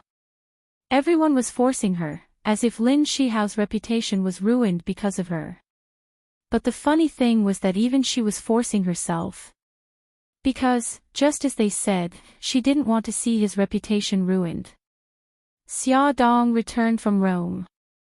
She had recovered from her serious illness, had a new daughter, and had reconciled with Bailey Han. Yisiki was very happy for her, and the two of them agreed to go to the hot spring to catch up. While they were soaking in the hot spring, Xia Dong asked Yisiki if she had been doing well for the past 6 months. We might have to get a divorce. Yisiki closed her eyes and said calmly. Only she knew the storm in her heart. Xia Dong approached her and asked, Yezi, do you still love him? She sniffled and almost cried. She said softly, so what if I love him? Love can't withstand so much hurt. Xia, you don't know how tired I am. I'm really tired. She had been forced to a dead end by them and didn't want to persist any longer. At least this way, she could protect Lin Shihao. After leaving the hot spring resort, Xia Dong asked the driver, Old Chin, to send Yisiki home first. After the two of them hugged and said goodbye, Yisiki held the gift Xia Dong had brought back from abroad and stood at the intersection. She smiled and waved as she watched the car drive away. The closer she got to home, the fainter the joy of reuniting with her good friend after a long separation faded until it completely disappeared. Her empty heart was filled with sadness. Today was Saturday. Lin Shihao had been called to the hospital to work overtime. To him, there were no days off now. Nyo was doing her homework in her room. When she heard the door open, the little girl immediately turned around and smiled in surprise. Mommy, you're back. Did Auntie Xia buy me a gift? Yisiki smiled. I didn't expect our Nyo to have the ability to predict the future. Here, this is from your Auntie Xia. She placed several beautifully wrapped boxes in her arms on her daughter's bed.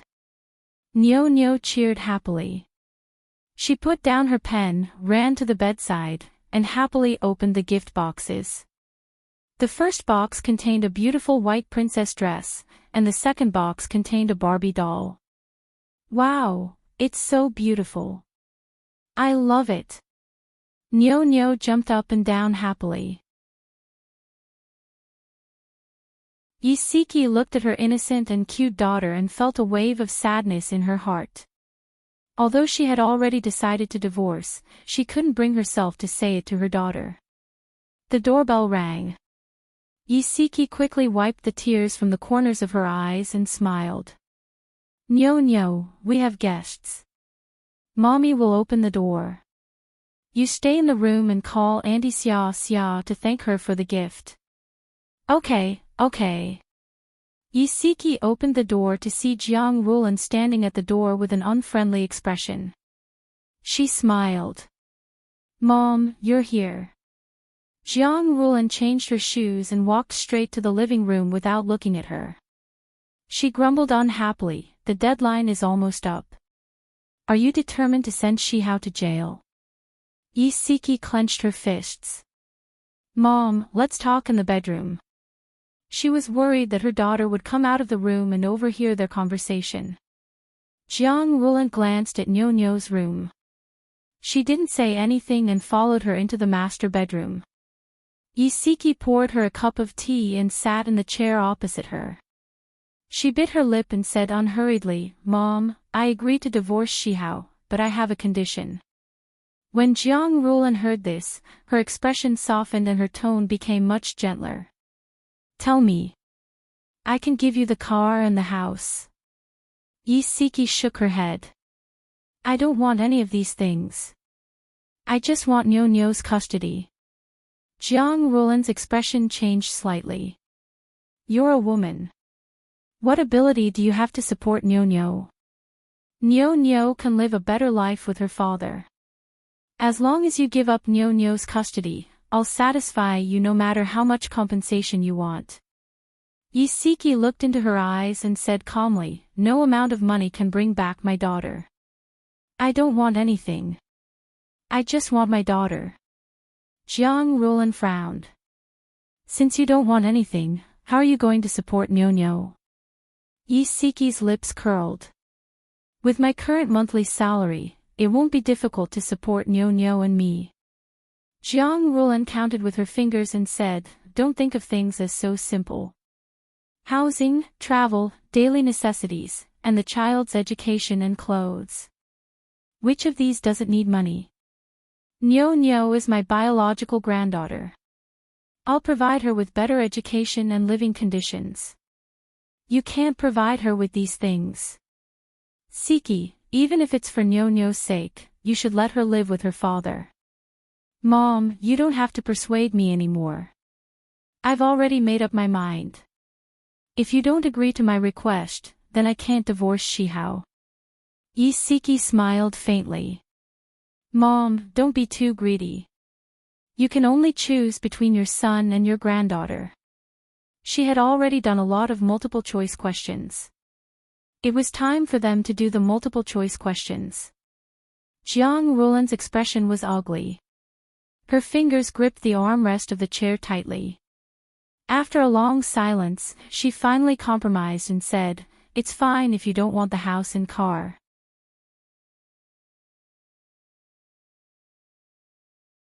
I'll give you 200,000. This money is for Nyo-Nyo's custody. If you need money, you can look for me anytime." Perhaps this was the only way to ease her conscience. Yisiki said, "Okay." She wouldn't take the initiative to fight for these things, but if they were willing to give it to her, she wouldn't refuse because she and the child had to live. "Then when are you going to get a divorce?" There were only 2 days left until the deadline set by Jiao. "I'll prepare the divorce agreement today.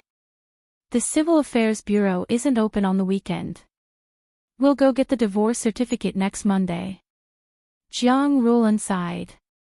"Siki, to be honest, I remember all the good you've done for me and Shihao all these years. It's indeed my fault for finding trouble with you sometimes. I'm a narrow-minded person with an impatient temper. Please don't take it to heart if I've said anything that hurt you to heart. If I wasn't forced, I wouldn't want to be some evil mother-in-law and drive a wedge between you two." Yisiki smiled faintly. "Mom, I know. Don't worry, I won't blame you. I can only blame myself for not being fated to be with Shihao." Jiang Rulan held her hand and tightened it. Her eyes reddened slightly. "Siki, Mom has let you down." Yisiki smiled. "It's okay, Mom. I won't be able to visit you often in the future. Take care of yourself." As she wished, her daughter-in-law agreed to the divorce. Jiang Rulan didn't feel happy. Instead, she felt a little sad. To be honest, Siki was a good daughter-in-law, but it was a pity that they weren't fated to be together. When Jiang Rulan left, her eyes were red, but Yisiki didn't shed a single tear. Since they were going to break up, they should do it cleanly. She prepared the divorce agreement and signed her name on it. She planned to tell Lin Shihao about the divorce tomorrow. Come and see Songshu 566.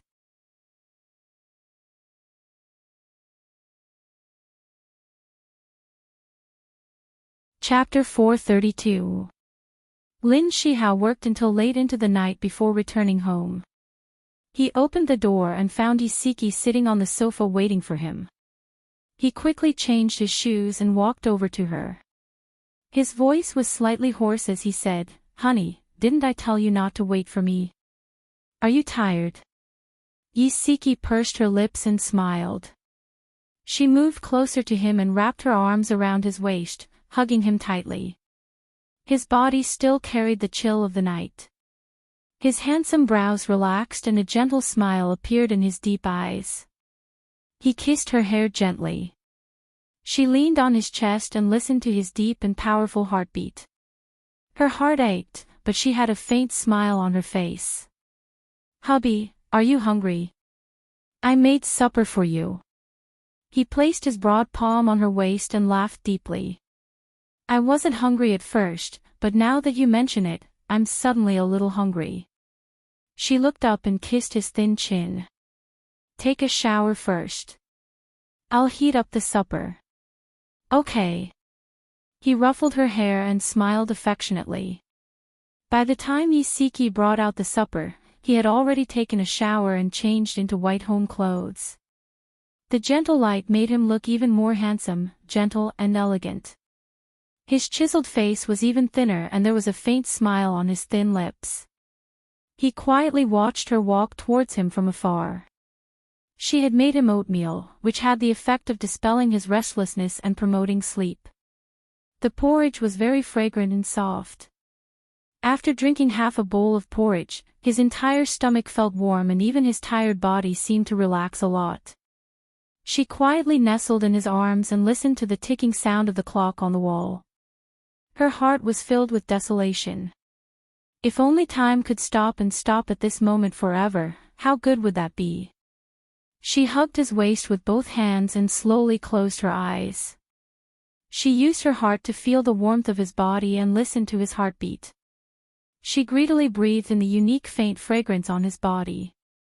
She wanted to engrave all of this in her mind because after tomorrow, he would no longer belong to her.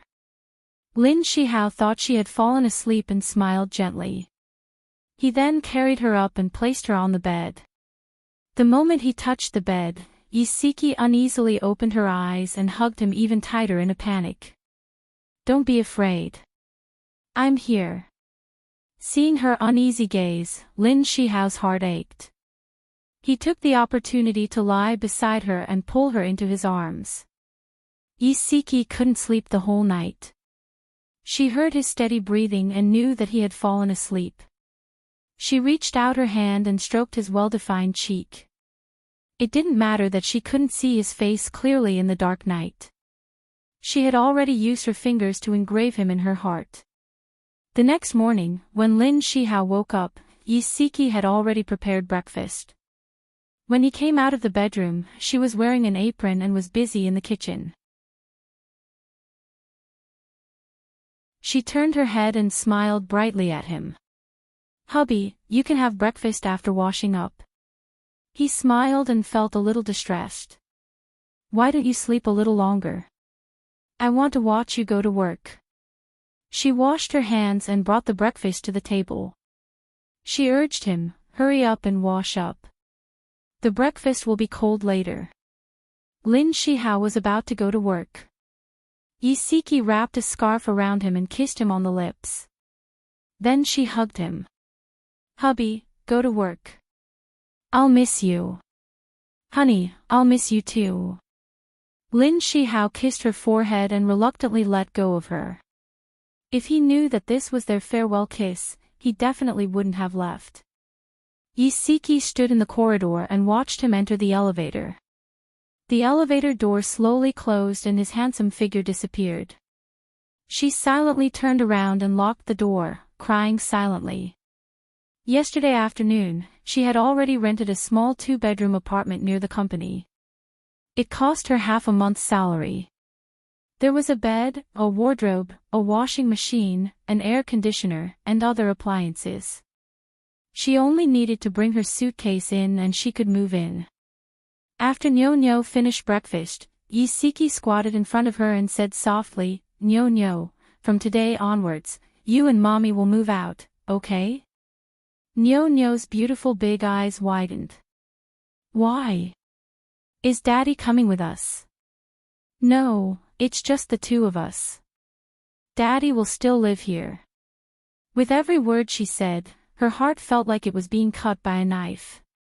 Nyo was stunned and suddenly burst into tears. Mommy, why are you two living separately? Are you getting a divorce? Is it because Grandma doesn't like me, so she wants you to divorce Daddy? Isiki's heart ached. She hugged her daughter tightly.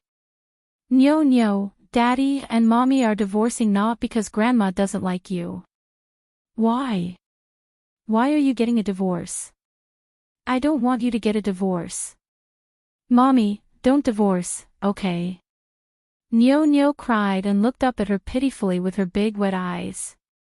She kept begging her. Mommy, don't divorce. Nyo, listen to Mommy. Isiki held her daughter's tear-stained face and coaxed her gently. Even if Daddy and Mommy divorce, you're still our Xiao Bao. We'll still love you like before. You can come back to see Daddy often. No, I don't want to. I don't want you two to be separated. Nyo cried until she was out of breath. Her little face was red and her little chest was heaving violently. Her heartbroken look made Isiki's heart ache to the extreme. Isiki hugged her daughter and coaxed her. She tried to persuade her, but she couldn't persuade her to accept reality. Time passed, and the people from the moving company would soon come to help her move the luggage. However, Nyo was still throwing a tantrum in her arms and refused to leave. Isiki had no choice but to harden her heart. She held her daughter's tender shoulders and said in a hoarse voice, Nyo, if you don't want to leave with Mommy, then stay here with Daddy. Her daughter had been closer to her since she was young and relied on her more. When she heard her words, she immediately panicked and cried loudly. She hugged her tightly and refused to let go. Nyo, Mommy also can't bear to leave your Daddy. However, if Mommy continues to be with Daddy, he will become a criminal and even go to jail. Do you want to see Daddy go to jail? Isiki felt that she was being extremely cruel to force Nyo to accept these very realistic things. Nyo didn't quite understand. Although she didn't know why Daddy would go to jail if her parents were together, she didn't want Daddy to become a criminal. Therefore, she cried bitterly for a long time and made a racket for a long time. In the end, she accepted this reality. When Isiki carried her daughter and left the home that they had lived in for 7 years, she and Nyo both shed tears at the same time. Nyo's eyes were swollen like walnuts. She leaned on her shoulder and didn't say a word. She just cried silently. The moving company moved their luggage to their new home. Nyo's new bedroom was much smaller than the previous one. She sat silently on the bed and hugged the teddy bear that Daddy gave her for Christmas. She secretly wiped away her tears. Isiki forced herself to stay awake and tidied up their luggage in the living room. She looked up and saw her daughter's thin and small back. Her heart ached. Their divorce was a huge blow to her daughter. She would love her daughter even more in the future and slowly heal the hurt in her heart. A melodious ringtone sounded. It was Xiao Tianxing. Do you have time? Come out for a cup of coffee. Isiki looked up at her daughter and quickly walked into her bedroom. She lowered her voice and said, I'm unpacking my luggage now. I don't have time. Unpacking your luggage? What are you doing? Are you going out to relax again? No. She paused. Nyo and I moved out. I'm planning to get a divorce. Xiao Tianxing was silent for 2 seconds. Are you serious? She nodded. I've already left the divorce agreement with him. Xiao Tianxing frowned and said in a deep voice, Tell me the address. I'll go to your place. Isiki gripped her phone uncomfortably. Why are you coming? My place is a mess. I haven't tidied it up yet, Xiao Tianqing sounded impatient. Don't think too much. I'm worried about Nyo. Tell me the address. The corners of Yi Siki's mouth twitched helplessly. In the end, she told him her address. She had just tidied up her and Nyo's clothes, took a mop, and was about to clean when the doorbell rang. Xiao Tiancheng was wearing a black coat, standing tall and handsome at the door. After he entered the door, he walked around as if he had returned to his own home. Finally, he smacked his lips. It's passable. It's just a little small. How big is the place for just the two of us to live in? Yi Siki was a little speechless. Okay, you do what you need to do. I'll go see Nyo. Xiao Tianqing waved his hand and left her behind. He went straight to Nyo's room. Nyo had heard someone coming, but she was still immersed in her sadness and didn't want to talk to anyone. She sat on the bed in a daze, holding a big furry bear in her arms. Xiao Tianqing stood at the door and felt his heart ache when he saw her lonely little figure. After 2 seconds of silence, his lips curled up into a bright smile. He said in a light tone, "Little Nyo, Uncle Xiao is here. Long time no see. Did you miss me?" He squatted in front of Nyo and realized that her eyes were swollen like peaches. There were still traces of tears on her fair little face. Her chest was rising and falling slightly as she suppressed her sobs. Her little nose was red from rubbing, like a cute chili. His heart ached as if it was being pricked by needles. He rubbed her soft hair lovingly and said softly, "Nyo, Uncle Xiao will take you out to play, okay?" Nyo didn't say anything. Her long eyelashes fluttered slightly and bean-sized tears rolled down again. "Nyo, be good. Don't cry." Uncle Xiao, who had always been sharp-tongued, felt that he was at a loss for words for the first time. He didn't know how to make the little girl happy, so he could only hug her and gently pat her back. He said over and over again, "Be good. Don't cry." Xiao Tianqing didn't know if it was because his embrace was too similar to Lin Shihao's embrace or because she was tired from crying. After maintaining this position for half an hour, he suddenly realized that she had fallen asleep. Her little head was tightly pressed against his chest. A pair of tender little hands were firmly grabbing his clothes. This was a sign of insecurity. Add Hongcha 866.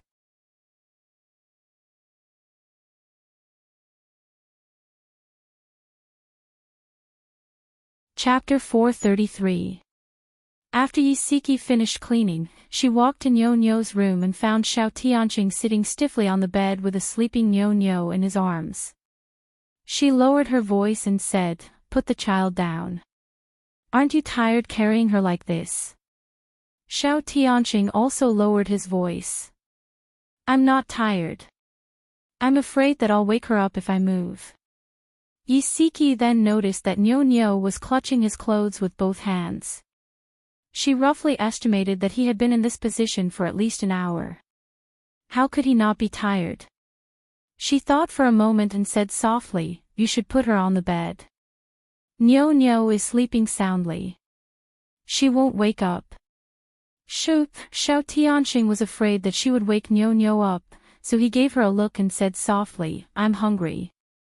Go and cook." Yi Siki was a little touched when she saw that he was persevering so hard and refusing to give up. She shook her head and didn't try to persuade him anymore. She walked into the kitchen and prepared to cook. Suddenly, she realized that they had just moved in and didn't even have kitchen utensils. Xiao Tianqing noticed that Yi Siki had returned to Nyo's room. He lifted his chin and asked her with his eyes, "What's the matter?" She shrugged helplessly and said softly, "We don't have kitchen utensils. Let's order takeout for lunch today." He raised his eyebrows and didn't object. Yi Siki found a restaurant with good reviews online and called to order takeout. Then she continued to tidy up the room. Nyo slept until the takeout arrived. She rubbed against Xiao Tianqing's arms in a daze and called out, "Daddy," softly. Xiao Tianqing's heart trembled. A thought popped up in his mind. It would be great if such an adorable child was his daughter. Niu didn't hear a response. She rubbed her sleepy eyes and looked up to see Xiao Tianqing. She blinked her slightly red and swollen eyes. "Uncle Xiao. It's me, Niu. Did you sleep enough?" Xiao Tianqing smiled and rubbed her hair. She nodded in a daze. "Then let's go eat now. Your mommy has ordered a lot of your favorite dishes." Xiao Tianqing stood up with her in his arms and walked to the living room. At the dinner table, Xiao Tianqing told a lot of jokes to make Niu happy. Niu finally smiled.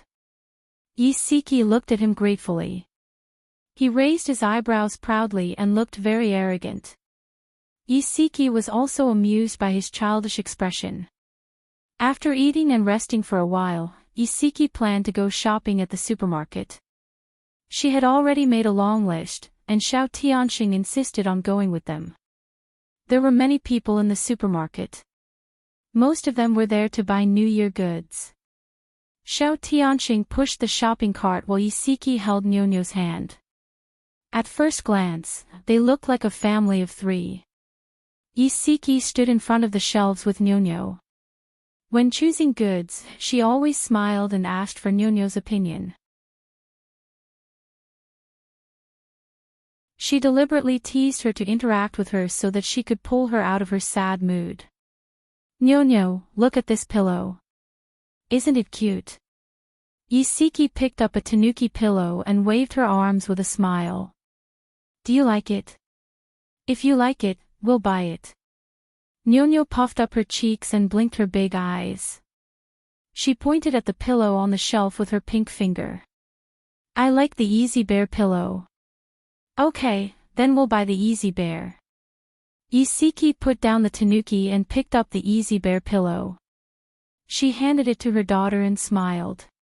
"Niu, help mommy carry it, okay?" Niu nodded and obediently followed her mother with the Easy Bear pillow. Her attention was gradually attracted by the dazzling array of goods. In addition, Xiao Tianqing deliberately made her happy, so she temporarily forgot about her sadness. Pots, pans, and daily necessities. The things they bought almost filled the trunk of Xiao Tianqing's car. He worked hard without complaint, carrying several shopping bags on his shoulders and finally sending the mother and daughter upstairs. After they finished packing, it was already past 5 in the afternoon. Yi Siki smiled at Xiao Tianqing and said, "Thank you for your hard work today. Let me treat you to a meal. I know a good restaurant nearby." Xiao Tianqing shrugged. "Okay, I'm hungry too." After the meal, Yi Siki called the waiter to pay the bill. The waiter looked at Xiao Tianqing and smiled. "Madam, your husband has already paid the bill." Xiao Tianqing's lips curved, but he didn't explain further. "Madam. Sir. What did this have to do with anything?" Yi Siki was both embarrassed and amused. She explained, "You've misunderstood. I'm friends with this gentleman." The waiter quickly apologized. "I'm sorry, I made a mistake." "I'm very sorry." "It's okay." After the waiter left, Yi Siki complained, "Didn't we agree that it was my treat? Why did you secretly pay the bill?" Xiao Tianqing raised his eyebrows. "I've never let a woman pay the bill." Yi Siki was speechless. "You're such a male chauvinist," he chuckled. "This is called gentlemanly behavior." On the way home, Niu fell asleep in Yi Siki's arms. Xiao Tianqing looked sideways at the mother and daughter and whispered, "It's almost the spring festival. Are you planning to spend it with the child alone?" Yi Siki felt a tinge of bitterness in her heart. She said calmly, "If it's just the two of us, wouldn't it be too lonely? There's no need for a divorced woman to make herself so miserable. I'm planning to bring Niu back to my parents' home for the spring festival." It's just that I haven't thought of how to tell my parents about the divorce. It's better to deal with the pain quickly than to prolong it. It's better to tell them sooner. Xiao Tianqing's deep eyes had a tinge of pity. They're your parents. I think they'll understand you. I just don't want them to worry about me. Ever since I was young, they've always worried about me.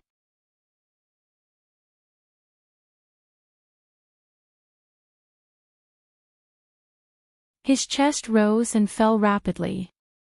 He clenched his fists tightly. His deep eyes were surging with shocking anger. I don't agree to the divorce. You promised me that you would stay with me until the end. Yi Siki, how dare you lie to me? Yi Siki's eyelashes fluttered. Tears rolled down her cheeks. She tried her best to calm her voice. Shihao, I'm sorry. I can't take it anymore. Bai Meiwei's child is almost 6 months old. I can't accept another woman's child calling you daddy. So, let's get a divorce. Her words were like a basin of cold water that instantly extinguished his burning anger. He took 2 steps back and slammed heavily against the wall. His back was almost numb from the pain. She had once said that if Bai Meiwei insisted on giving birth to the child, she would leave with Nyonyo. She wasn't just saying it. She really couldn't accept it. Yet, he was forcing her to accept this reality. Was he too cruel? There was dead silence on the phone. Yi Siki started to feel uneasy. She softly called out his name. Shihao. Lin Shihao felt as if someone had opened a big hole in his chest. The cold wind blew into his chest, causing him to shiver from the cold. He gritted his teeth hard and said in a low and hoarse voice, I won't agree to the divorce. I won't agree to it even if I die. Yi Siki bit her lip and held back her sobs. She slowly said, Lin Shihao, let me go. Don't make me hate you. Lin Shihao's eyes were red.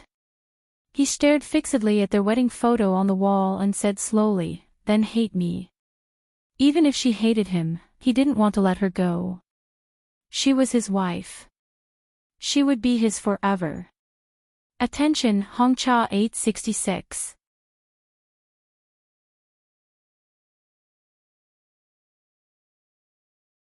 Chapter 434.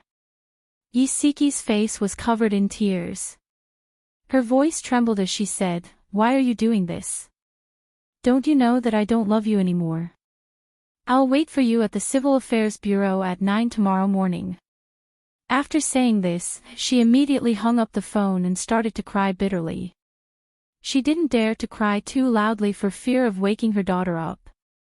She covered her mouth with both hands and her chest tightened as if it was about to explode. She felt so uncomfortable that she couldn't even breathe properly.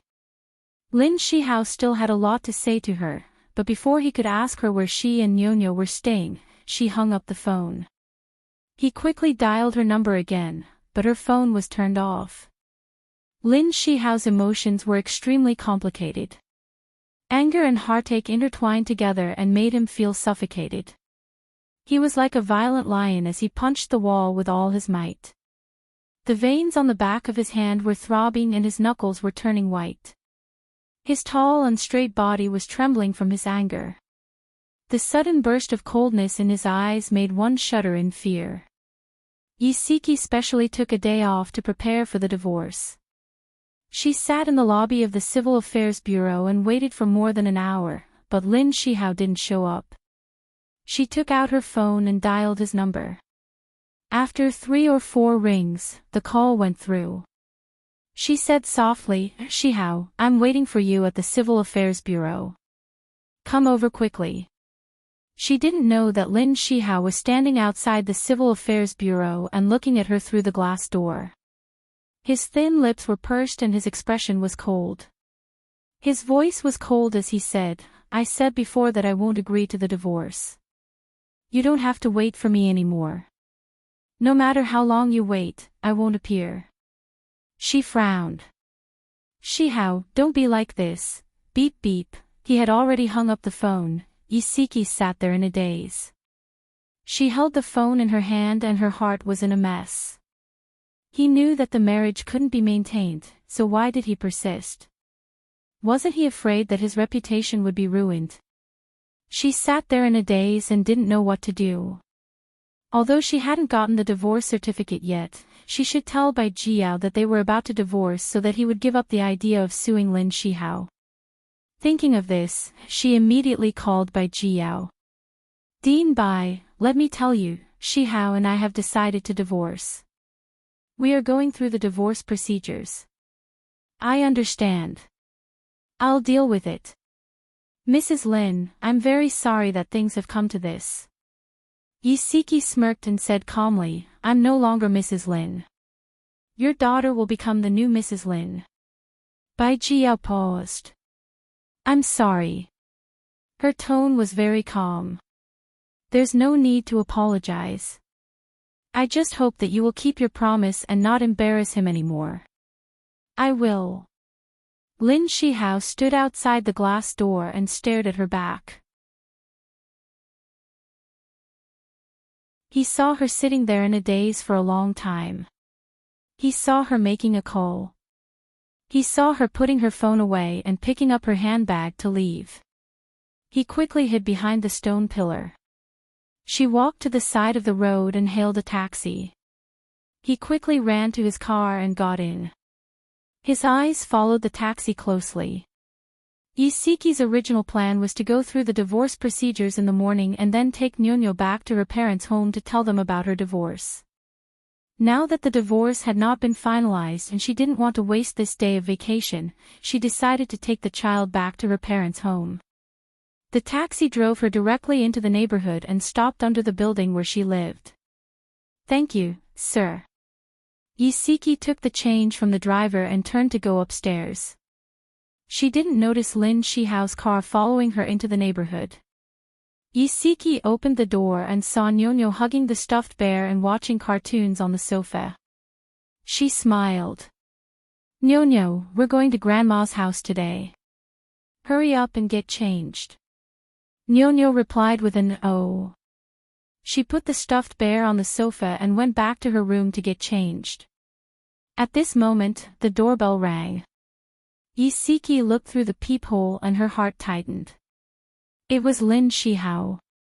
How did he find this place? Honey, open the door. I know you're inside. When Lin Shihao walked into the corridor, he realized that the elevator had already gone up and stopped on the 5th floor. He guessed that Siki lived on the 5th floor. There were 2 families living on the 5th floor. He had already knocked on the door of the opposite house. There was an old lady living inside, so he concluded that Siki lived in this house. Isiki gritted her teeth. She decided to pretend that there was no one in the house and refused to open the door for him. Lin Shihao's heart was burning with anger. He was too lazy to press the doorbell. He knocked on the door loudly and shouted, Isiki, if you don't open the door for me, I'll keep knocking.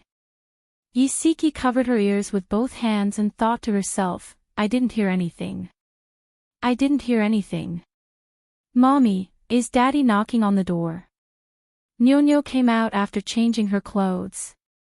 When she heard the knocking, a surprised smile immediately appeared on her little face. Isiki's expression was very ugly. She shook her head and said, No, Nyonyo, you heard wrong.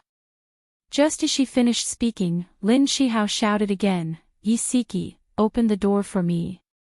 Nyonyo pouted and said, It's obviously Daddy's voice. Mommy, why don't you open the door for Daddy?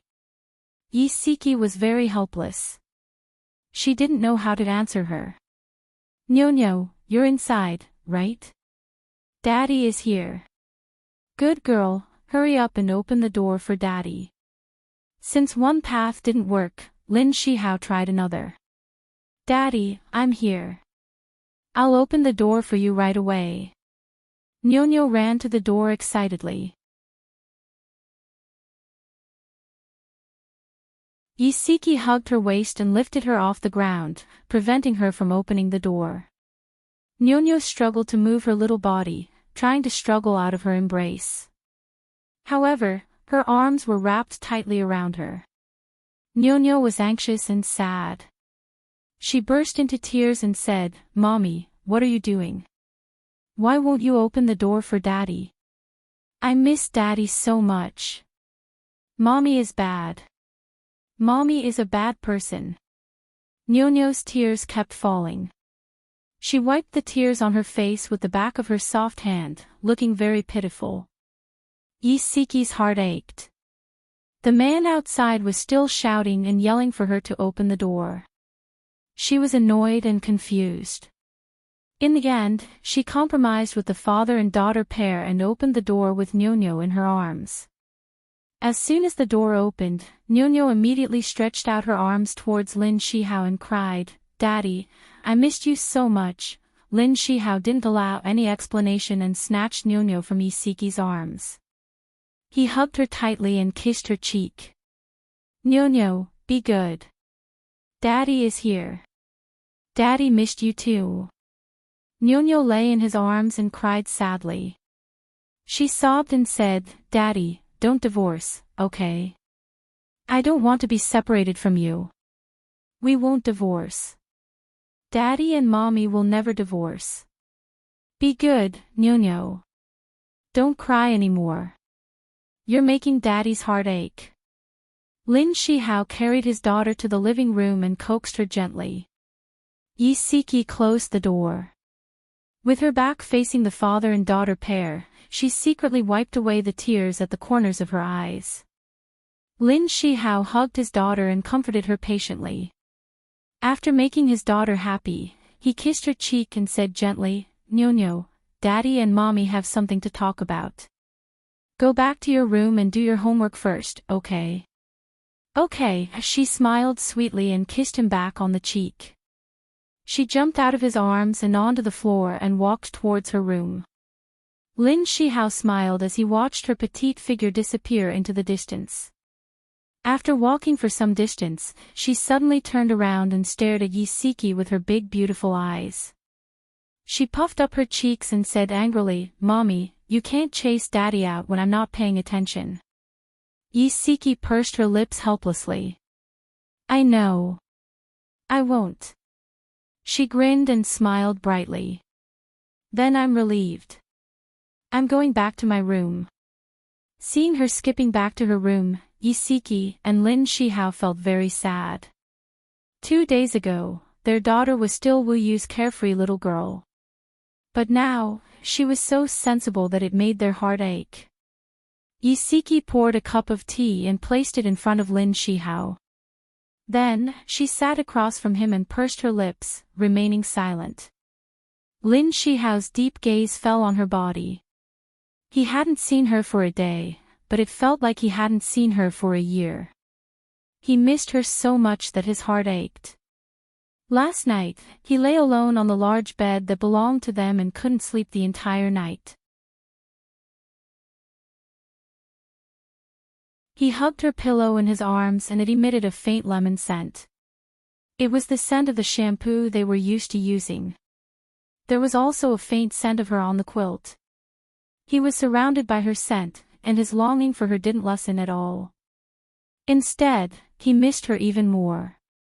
His burning gaze made her feel uncomfortable. She lowered her eyes and stroked the short hair by her ear, trying to say something to break the heavy atmosphere. "How did you know I live here?" She tucked her hair behind her ear, revealing her pink and small ears and half of her fair neck. His deep gaze followed her movements and became increasingly passionate. He clenched his fingers slightly and said in a deep voice, "I've been outside the Civil Affairs Bureau the entire time. I followed your taxi and found this place." Isiki widened her eyes in surprise and looked up at him. "Since you're at the Civil Affairs Bureau, why didn't you come out to see me?" "Because I don't want to divorce you. Don't mention divorce again in the future." Lin Shihao's obsidian-like eyes surged with pain. His voice was low and slow with a hint of pleading, "Wifey, I know I've broken your heart. I also know you can't accept that child, but I love you. I really can't leave you." Let's start over, okay? We're already done. There's no way to start over. Isiki gritted her teeth and forced herself to say something ruthless. Lin Shihao suddenly stood up. She was shocked and didn't know what he wanted to do. In the next second, he was already sitting beside her and hugging her tightly in his arms. His voice was low. Wifey, let's leave a city and go somewhere else. We can definitely start over. She bitterly tugged at the corner of her lips.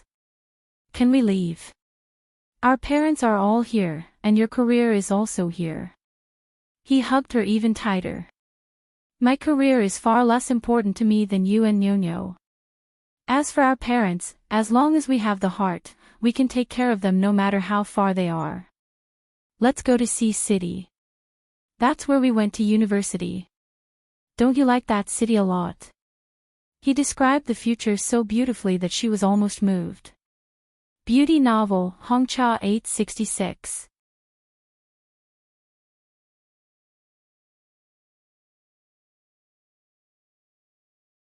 Chapter 435. He described the future to be so beautiful that she was almost moved. However, reality was reality. The difficulties in front of them were like an abyss. If they weren't careful, they would fall to the bottom and not even their bones would be left. She didn't want him to be punished by the law, nor did she want him to lose his reputation. She didn't even want to tell him the real reason for the divorce because she didn't want to hurt his pride. She leaned into his embrace and listened to his strong heartbeat. She slowly closed her eyes and said softly, "We can't go back. No matter where we go, we can't go back to the past. We haven't tried yet. How do you know we can't? Wife, give our feelings one more chance." His arm tightened around her waist. "I'm sorry. I have no choice." She bit her lip and said slowly, "I don't love you anymore." "You're lying. You clearly love me. You want to force me to divorce, so you're saying that on purpose." Lin Shihao suddenly held her shoulders and stared at her with his sharp eyes. "I'm not lying. I'm telling the truth. I don't love you anymore." His eyes suddenly changed. Shock, pain, like a sudden storm, shrouded him heavily. She looked at his sorrowful expression and her chest felt uncomfortable, but she calmly met his gaze. He slowly let go of her shoulders and leaned heavily against the sofa. He didn't speak for a long time. "Shihao, let's let go of each other." She wanted to touch his cold face with her fingers, but she restrained herself. "You want to leave me that badly?" His eyes were as dark as the sea and filled with pain. "Yes." That simple and powerful word was like a sharp knife that stabbed into his heart. His face was ashen and his entire body emitted a cold and furious aura. He stared into her eyes and said word by word, "If you want me to let go, I'll have to die." He angrily slammed the door and left. If he stayed for a second longer, he might not be able to control himself and hurt her. Like a wild beast, he suddenly left. The door closed with a bang. She suddenly trembled. Her hands covered her cheeks, allowing her tears to flow through the gaps between her fingers. Nyo came out of the room and found out that Daddy had left. She cried and made a fuss. Isiki lied to her, saying that she and Lin Shihao would not divorce and that they were only living separately temporarily. It was not easy to make her daughter happy. According to the original plan, Isiki brought her daughter back to her parents' home. After sending her daughter away, she confessed to her parents about the impending divorce. Zhou Rongfang and Yi Weiliang were both shocked and upset. Zhou Rongfang advised her, "Siki, think about it again. Even if it's for Nyonyo, you can't make such a hasty decision." "Mom, I have no other choice. If I don't get a divorce, Bai Jia will sue Shihao in court. I really can't watch him go to jail and be ridiculed by others." Despair raged between her eyebrows. Zhou Rongfang opened her mouth and wanted to say something, but in the end, she didn't say anything. Yi Weiliang was silent for a moment and said in a low voice, "Have you asked for Shihao's opinion? He might not mind going to jail. It's precisely because he doesn't mind that I can't push him into the fire pit." Bai Jiao knew that we were preparing for a divorce, so he agreed to let Shihao go. "I don't want to waste all my previous efforts." Zhou Rongfang wiped her tears. Yi Weiliang smoked non-stop. Ever since Niu was born, he had quit smoking, saying that he didn't want his granddaughter to inhale his second-hand smoke. Now, because of his daughter's divorce, he felt terrible and took out the cigarettes that were meant for guests to smoke. Yi Siki didn't want them to be sad. Instead, she smiled and comforted them. She snatched the cigarette from Yi Weiliang's hand and threw it into the trash can. She said, "Dad, Mom, don't worry about me. I have a job now and a daughter. It's pretty good, really." Zhou Rongfang wiped her tears and forced herself to stop crying so that her daughter could be at ease. Yi Weiliang no longer pulled a long face and changed the topic. "Siki, it's going to be the new year in a few days. You and Niu shouldn't stay outside. Just move back in." Yi Siki smiled. "I think so too. We'll stay here tonight. Dad, Mom, I hope you don't mind us." Zhou Rongfang smiled reproachfully. "You silly child, what are you saying? This is your home. You can stay here as long as you want. I can't wait for you and Niu to stay with us every day. Mom, you're so nice." Yi Siki hugged her arm and leaned on her shoulder. "You're already a mother. Why are you still acting like a child?" Although it was a reproach, there was no reproach in her tone, only affection. This was what parents were like. When their child was sad, they wished that they could bear the pain for their child. Yi Siki stayed at home for dinner. In the afternoon, she went back to her rented apartment to pack her luggage and move back to her parents' house. Lin Shihao didn't know that she was moving. After work that night, he didn't go home. Instead, he drove directly to Siki's rented apartment. He knocked on the door for a long time, but no one answered. He thought that Siki was playing the same trick again and pretended not to be home. He stood outside the door for more than an hour. The old lady of the house opposite suddenly opened the door and said, "Young man, don't wait here anymore. My daughter-in-law said that when she went out to sell vegetables this afternoon, she saw your wife carrying her luggage out." Siki went out. Where did she go? Was she avoiding him on purpose? Lin Shihao's heart ached. Did she really not care about him anymore? In the next few days, Yi Siki was very busy. However, every time she had a break, she would take time to contact Lin Shihao to persuade him to settle the divorce procedures. In the end, every time she called him, she would hear a notification saying that his phone was switched off. She felt very helpless. Fortunately, Bai Jiao didn't rush her. She had her own selfish motives and wanted to wait until after the Spring Festival to get a divorce. Even if they couldn't have a reunion dinner together, at least they would still be husband and wife. On the eve of the Spring Festival, Niu woke up early in the morning and ran to the balcony to wait. Zhou Rongfang hurriedly called out to her, "Niu, it's cold outside. Come in quickly. Don't catch a cold." "I'm not cold, Grandma. I want to wait here for my daddy." Niu stood on a stool and leaned against the balcony. Zhou Rongfang trembled with fear as she watched. "Oh, my little princess, come down quickly. Look at how dangerous it is here." Zhou Rongfang carried her up and walked into the house. "Grandma, I want to wait for my daddy." Niu kicked her short legs and muttered unhappily. "Let's sit at home and wait warmly." "Ah, don't be naughty. Be careful that your mommy gets angry." Zhou Rongfang brought up Yi Siki and Niu immediately became obedient. Yi Weiliang held Niu by his side. The grandfather and granddaughter pair sat on the sofa and watched TV. Zhou Rongfang went into the kitchen to help her daughter cook. She lowered her voice and said, Niu was making a fuss about waiting for her dad outside the balcony just now. Will her dad come today? Yi Siki paused in her actions of washing the vegetables and smiled. I don't think so.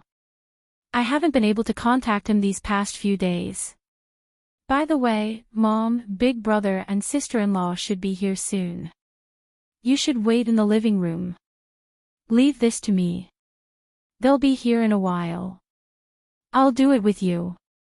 How can you handle it alone? Zhou Rongfang rolled up her sleeves and put on an apron. The mother and daughter chatted and laughed as they busied themselves. Yi Siki's phone in her trouser pocket suddenly rang. She quickly wiped her hands and took out her phone. She didn't expect Jiang Rulan to call. Pressing the answer button, Yi Siki felt a little awkward. She didn't know how to address her. Just as she was hesitating, Jiang Rulan's urgent voice came through. Siki, come to the hospital quickly. Shihao has fallen ill. Yi Siki's heart skipped a beat. She tried her best to sound calm. How did he fall ill? Jiang Rulan sighed. I don't know what's gotten into him recently. He works from morning to night every day and refuses to eat. Even if his body is made of iron, it can't take it. Today, the hospital called and said that he fainted in the office. Yi Siki's face turned pale. He worked so hard. Did he want to die? He woke up in the afternoon but still refused to eat. We had no choice but to give him N4 drip. Jiang Rulan paused and said, Siki, I think you're the only one who can persuade him now. Her heart ached, but she didn't agree. It wasn't easy for her to make up her mind to cut off their relationship as husband and wife. If she went to the hospital to see him this time, she was afraid that she would waver. Siki, I know it's very difficult for you to come over to see Shihao, but I really have no other choice. You didn't see it. Shihao is now all skin and bones. Jiang Rulan choked with sobs. Yi Siki imagined him lying on the hospital bed and being given N4 drip. Her eyes stung. After hesitating for a long time, she said softly, Okay, I'll go over. After ending the call, her eyes were red. Zhou Rongfang, who was standing beside her, guessed what was going on. She sighed and said, Shihao is ill. You should go and see him. After all, you were husband and wife. Mom, I'll go then. Don't tell Niu. Yi Siki took off her apron. Okay, go quickly. Zhou Rongfang waved her hand. When Yi Siki walked to the door, she suddenly called out, Siki, wait, Mom, what's wrong? The chicken soup is ready. Give Shihao a bowl. Zhou Rongfang quickly took out a thermos and washed it. Then, she filled it with chicken soup, closed the lid, and handed it to Siki. Go. The hospital was very deserted. Most of the medical staff had gone home for the new year, leaving only a few staff members on duty. Yi Siki carried the thermos and walked down the empty corridor. Her heart was slightly bleak. Standing at the door of Lin Shihao's ward, she saw Bai Meiwei sitting by his bed, holding a bowl of millet porridge in her hand. She gently urged him to eat. His eyes were closed, as if he was asleep. Yi Siki really wanted to leave, but she couldn't bear to. She saw that Lin Shihao had a tube in the back of his hand. His face was pale, and there was stubble on his chin. He looked extremely haggard. She pursed her lips and deliberately walked into the ward with heavy footsteps. Bai Meiwei turned around. When she saw that it was her, her expression turned a little ugly. She supported her slightly protruding belly and stood up. She said to the man lying on the hospital bed, "Shihao, Miss Yi has come to see you. Come and see." Songshu 566.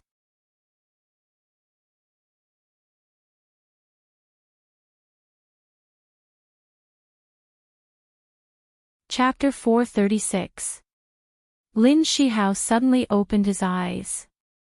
When he saw Yisiki, his eyes were filled with complex emotions. Shock, pain, ecstasy, and finally, all of his emotions turned into coldness. He looked at her coldly and said, "Are you here to see if I'm dead?" "Sorry to disappoint you." He had said before that if he wanted a divorce, he would have to die. Since he wasn't dead, he wouldn't agree to a divorce with her. Yisiki's face turned pale. Only the heavens knew how much the cold words that came out of his mouth hurt her. Bai Meiwei was delighted. She thought that Lin Shihao was cold to Yisiki because he hated her and wanted to cut ties with her. Her expression didn't look so bad, and her smile became more sincere. She said gently, "Shihao, don't be like this. Miss Yi came to see you out of goodwill. You're hurting her heart by saying that." Lin Shihao sneered, "Heart? Yisiki, do you still have a heart?" His deep, dark eyes were filled with coldness. It was so cold that it made her heart tremble. She suddenly clenched her fists and walked unhurriedly to the bedside. She placed the thermos in her hand on the bedside table and said calmly, "Since you still want to live, don't torture yourself anymore." After saying this, she turned to leave. Lin Shihao's eyes flashed. He glanced at the thermos and shouted, "Stop right there." Yisiki froze. She slowly turned around, her gaze calm. "What's the matter?" Lin Shihao didn't answer. He turned his gaze to Bai Meiwei and said coldly, "Get out. I have something to say to my wife." Bai Meiwei's face was drained of blood, and her lips trembled slightly. "Get out," he shouted sternly with a dark expression. Bai Meiwei's body trembled. She bit her lip and looked like she was about to cry. However, Lin Shihao only felt disgust for her. He didn't hide his disgust at all. He frowned and said coldly, "Don't you understand what I'm saying? I told you to get out." Yisiki felt that she had become evil. When she saw Lin Shihao shouting at Bai Meiwei, she was very happy. She lowered her eyes and stared at her toes, pretending not to hear anything. "Shihao, what are you doing?" Jiang Rulan's figure appeared at the door. She had just gone to the bathroom and when she came back, she bumped into her son reprimanding Bai Meiwei. She couldn't help but speak up for Bai Meiwei. "When she heard that you were sick, Meiwei immediately rushed over from home and personally cooked porridge for you." "Mom," Lin Shihao interrupted her unhappily. "You and Bai Meiwei can go out first. I have something to talk to Siki about." Jiang Rulan's anger was stuck in her chest, but then she remembered that her son was sick in bed, so she didn't argue with him. She smiled at Yisiki and said, "Siki, Shihao hasn't eaten for many days. You should persuade him to eat something." Yisiki smiled faintly and said, "Okay, I got it. Thank you for your hard work." Jiang Rulan smiled satisfactorily and then looked at Bai Meiwei.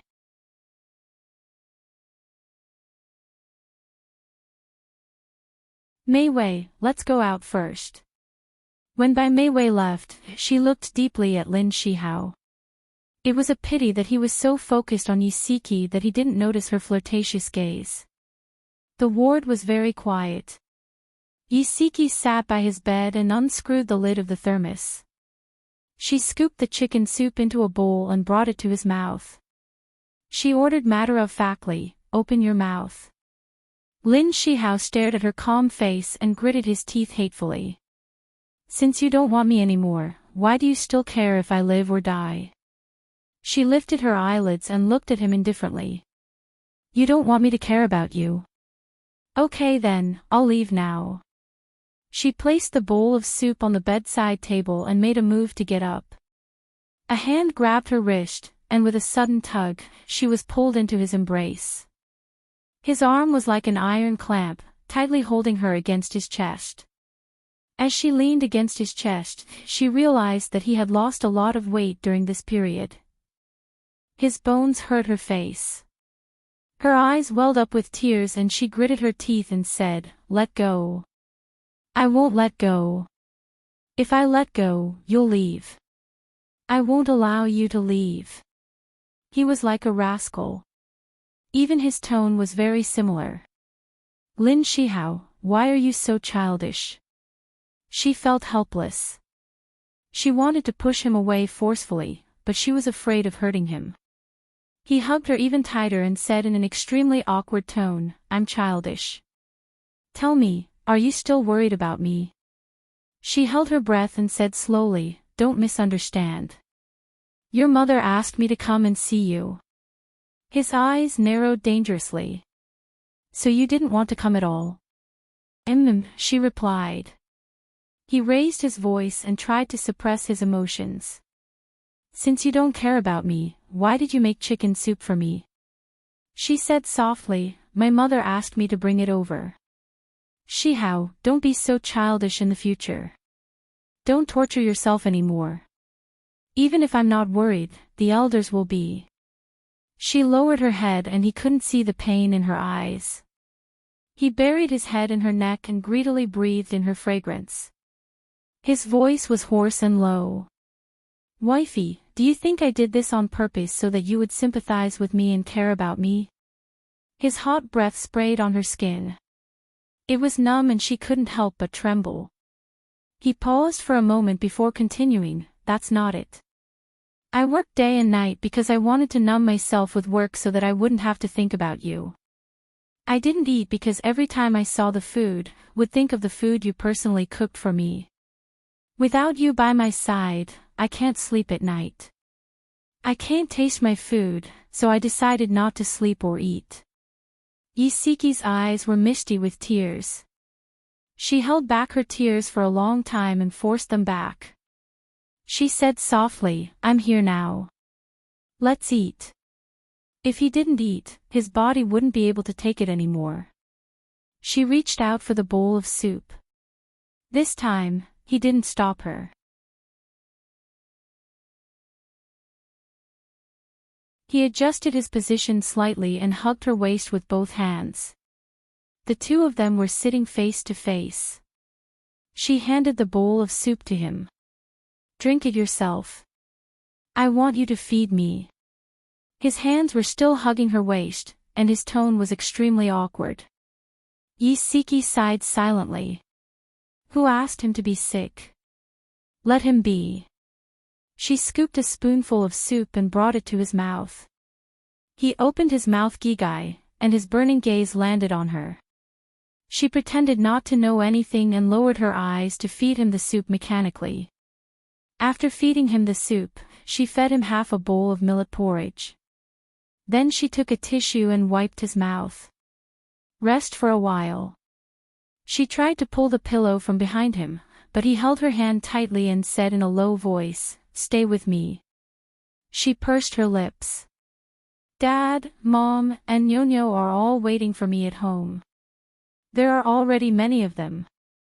I'm the only one here." His tone was so bleak. "How can you be the only one here? Your mom and Bai Meiwei are both here." He curled his lips mockingly. "With them here, I'd rather be alone." During this period of time, his mother had spared no effort in matchmaking him and Bai Meiwei. How could he not see that the reason why she had accepted Bai Meiwei was largely because of the son in her stomach? He was very disappointed. She had never seen the loneliness and sadness in his eyes before. Her heart felt very uncomfortable. She couldn't bear to leave him alone and go home for the reunion dinner. "Go to sleep." She patted the back of his hand discreetly, implying that she would stay. He broke into a bright smile. "Wifey, I knew you couldn't bear to leave me." She snorted in annoyance. "Go to sleep, or I'll leave." Okay. I'll sleep right away. Don't leave." He held her hand tightly and lay down on the bed obediently. He was indeed exhausted. Once he relaxed, he fell asleep as soon as he closed his eyes. Isiki sat by the bed and looked at his sleeping face. She smiled bitterly. Her slender fingers gently stroked his brows as she whispered, "Hubby, I missed you so much." When Lin Shihao woke up, it was already evening. Her hand was still in his. He turned his head and saw Isiki glaring at him impatiently. "You're finally awake. Let go of my hand." This man was afraid that she would run away. He was already fast asleep, but he still held her hand tightly. She couldn't go anywhere or do anything. She could only sit by his bed. Jiang Rulan brought her lunch in the afternoon. She could only use one hand to barely fill her stomach. That was fine, but the most troublesome thing was that she had to hold it in. He was slightly stunned, as if he couldn't believe that she was still here. Isiki's frown deepened. Her voice was urgent. "Why are you in a daze? Let go of my hand. I need to go to the bathroom." Pfft, he actually laughed. The force on her wrist disappeared. Isiki glared at him and ran into the bathroom at lightning speed.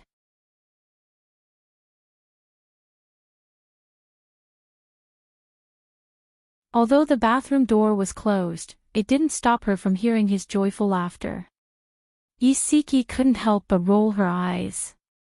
Who caused her to be in such a sorry state? The culprit actually dared to laugh at her. How dare he? Lin Shihao had rested well and recovered some of his energy.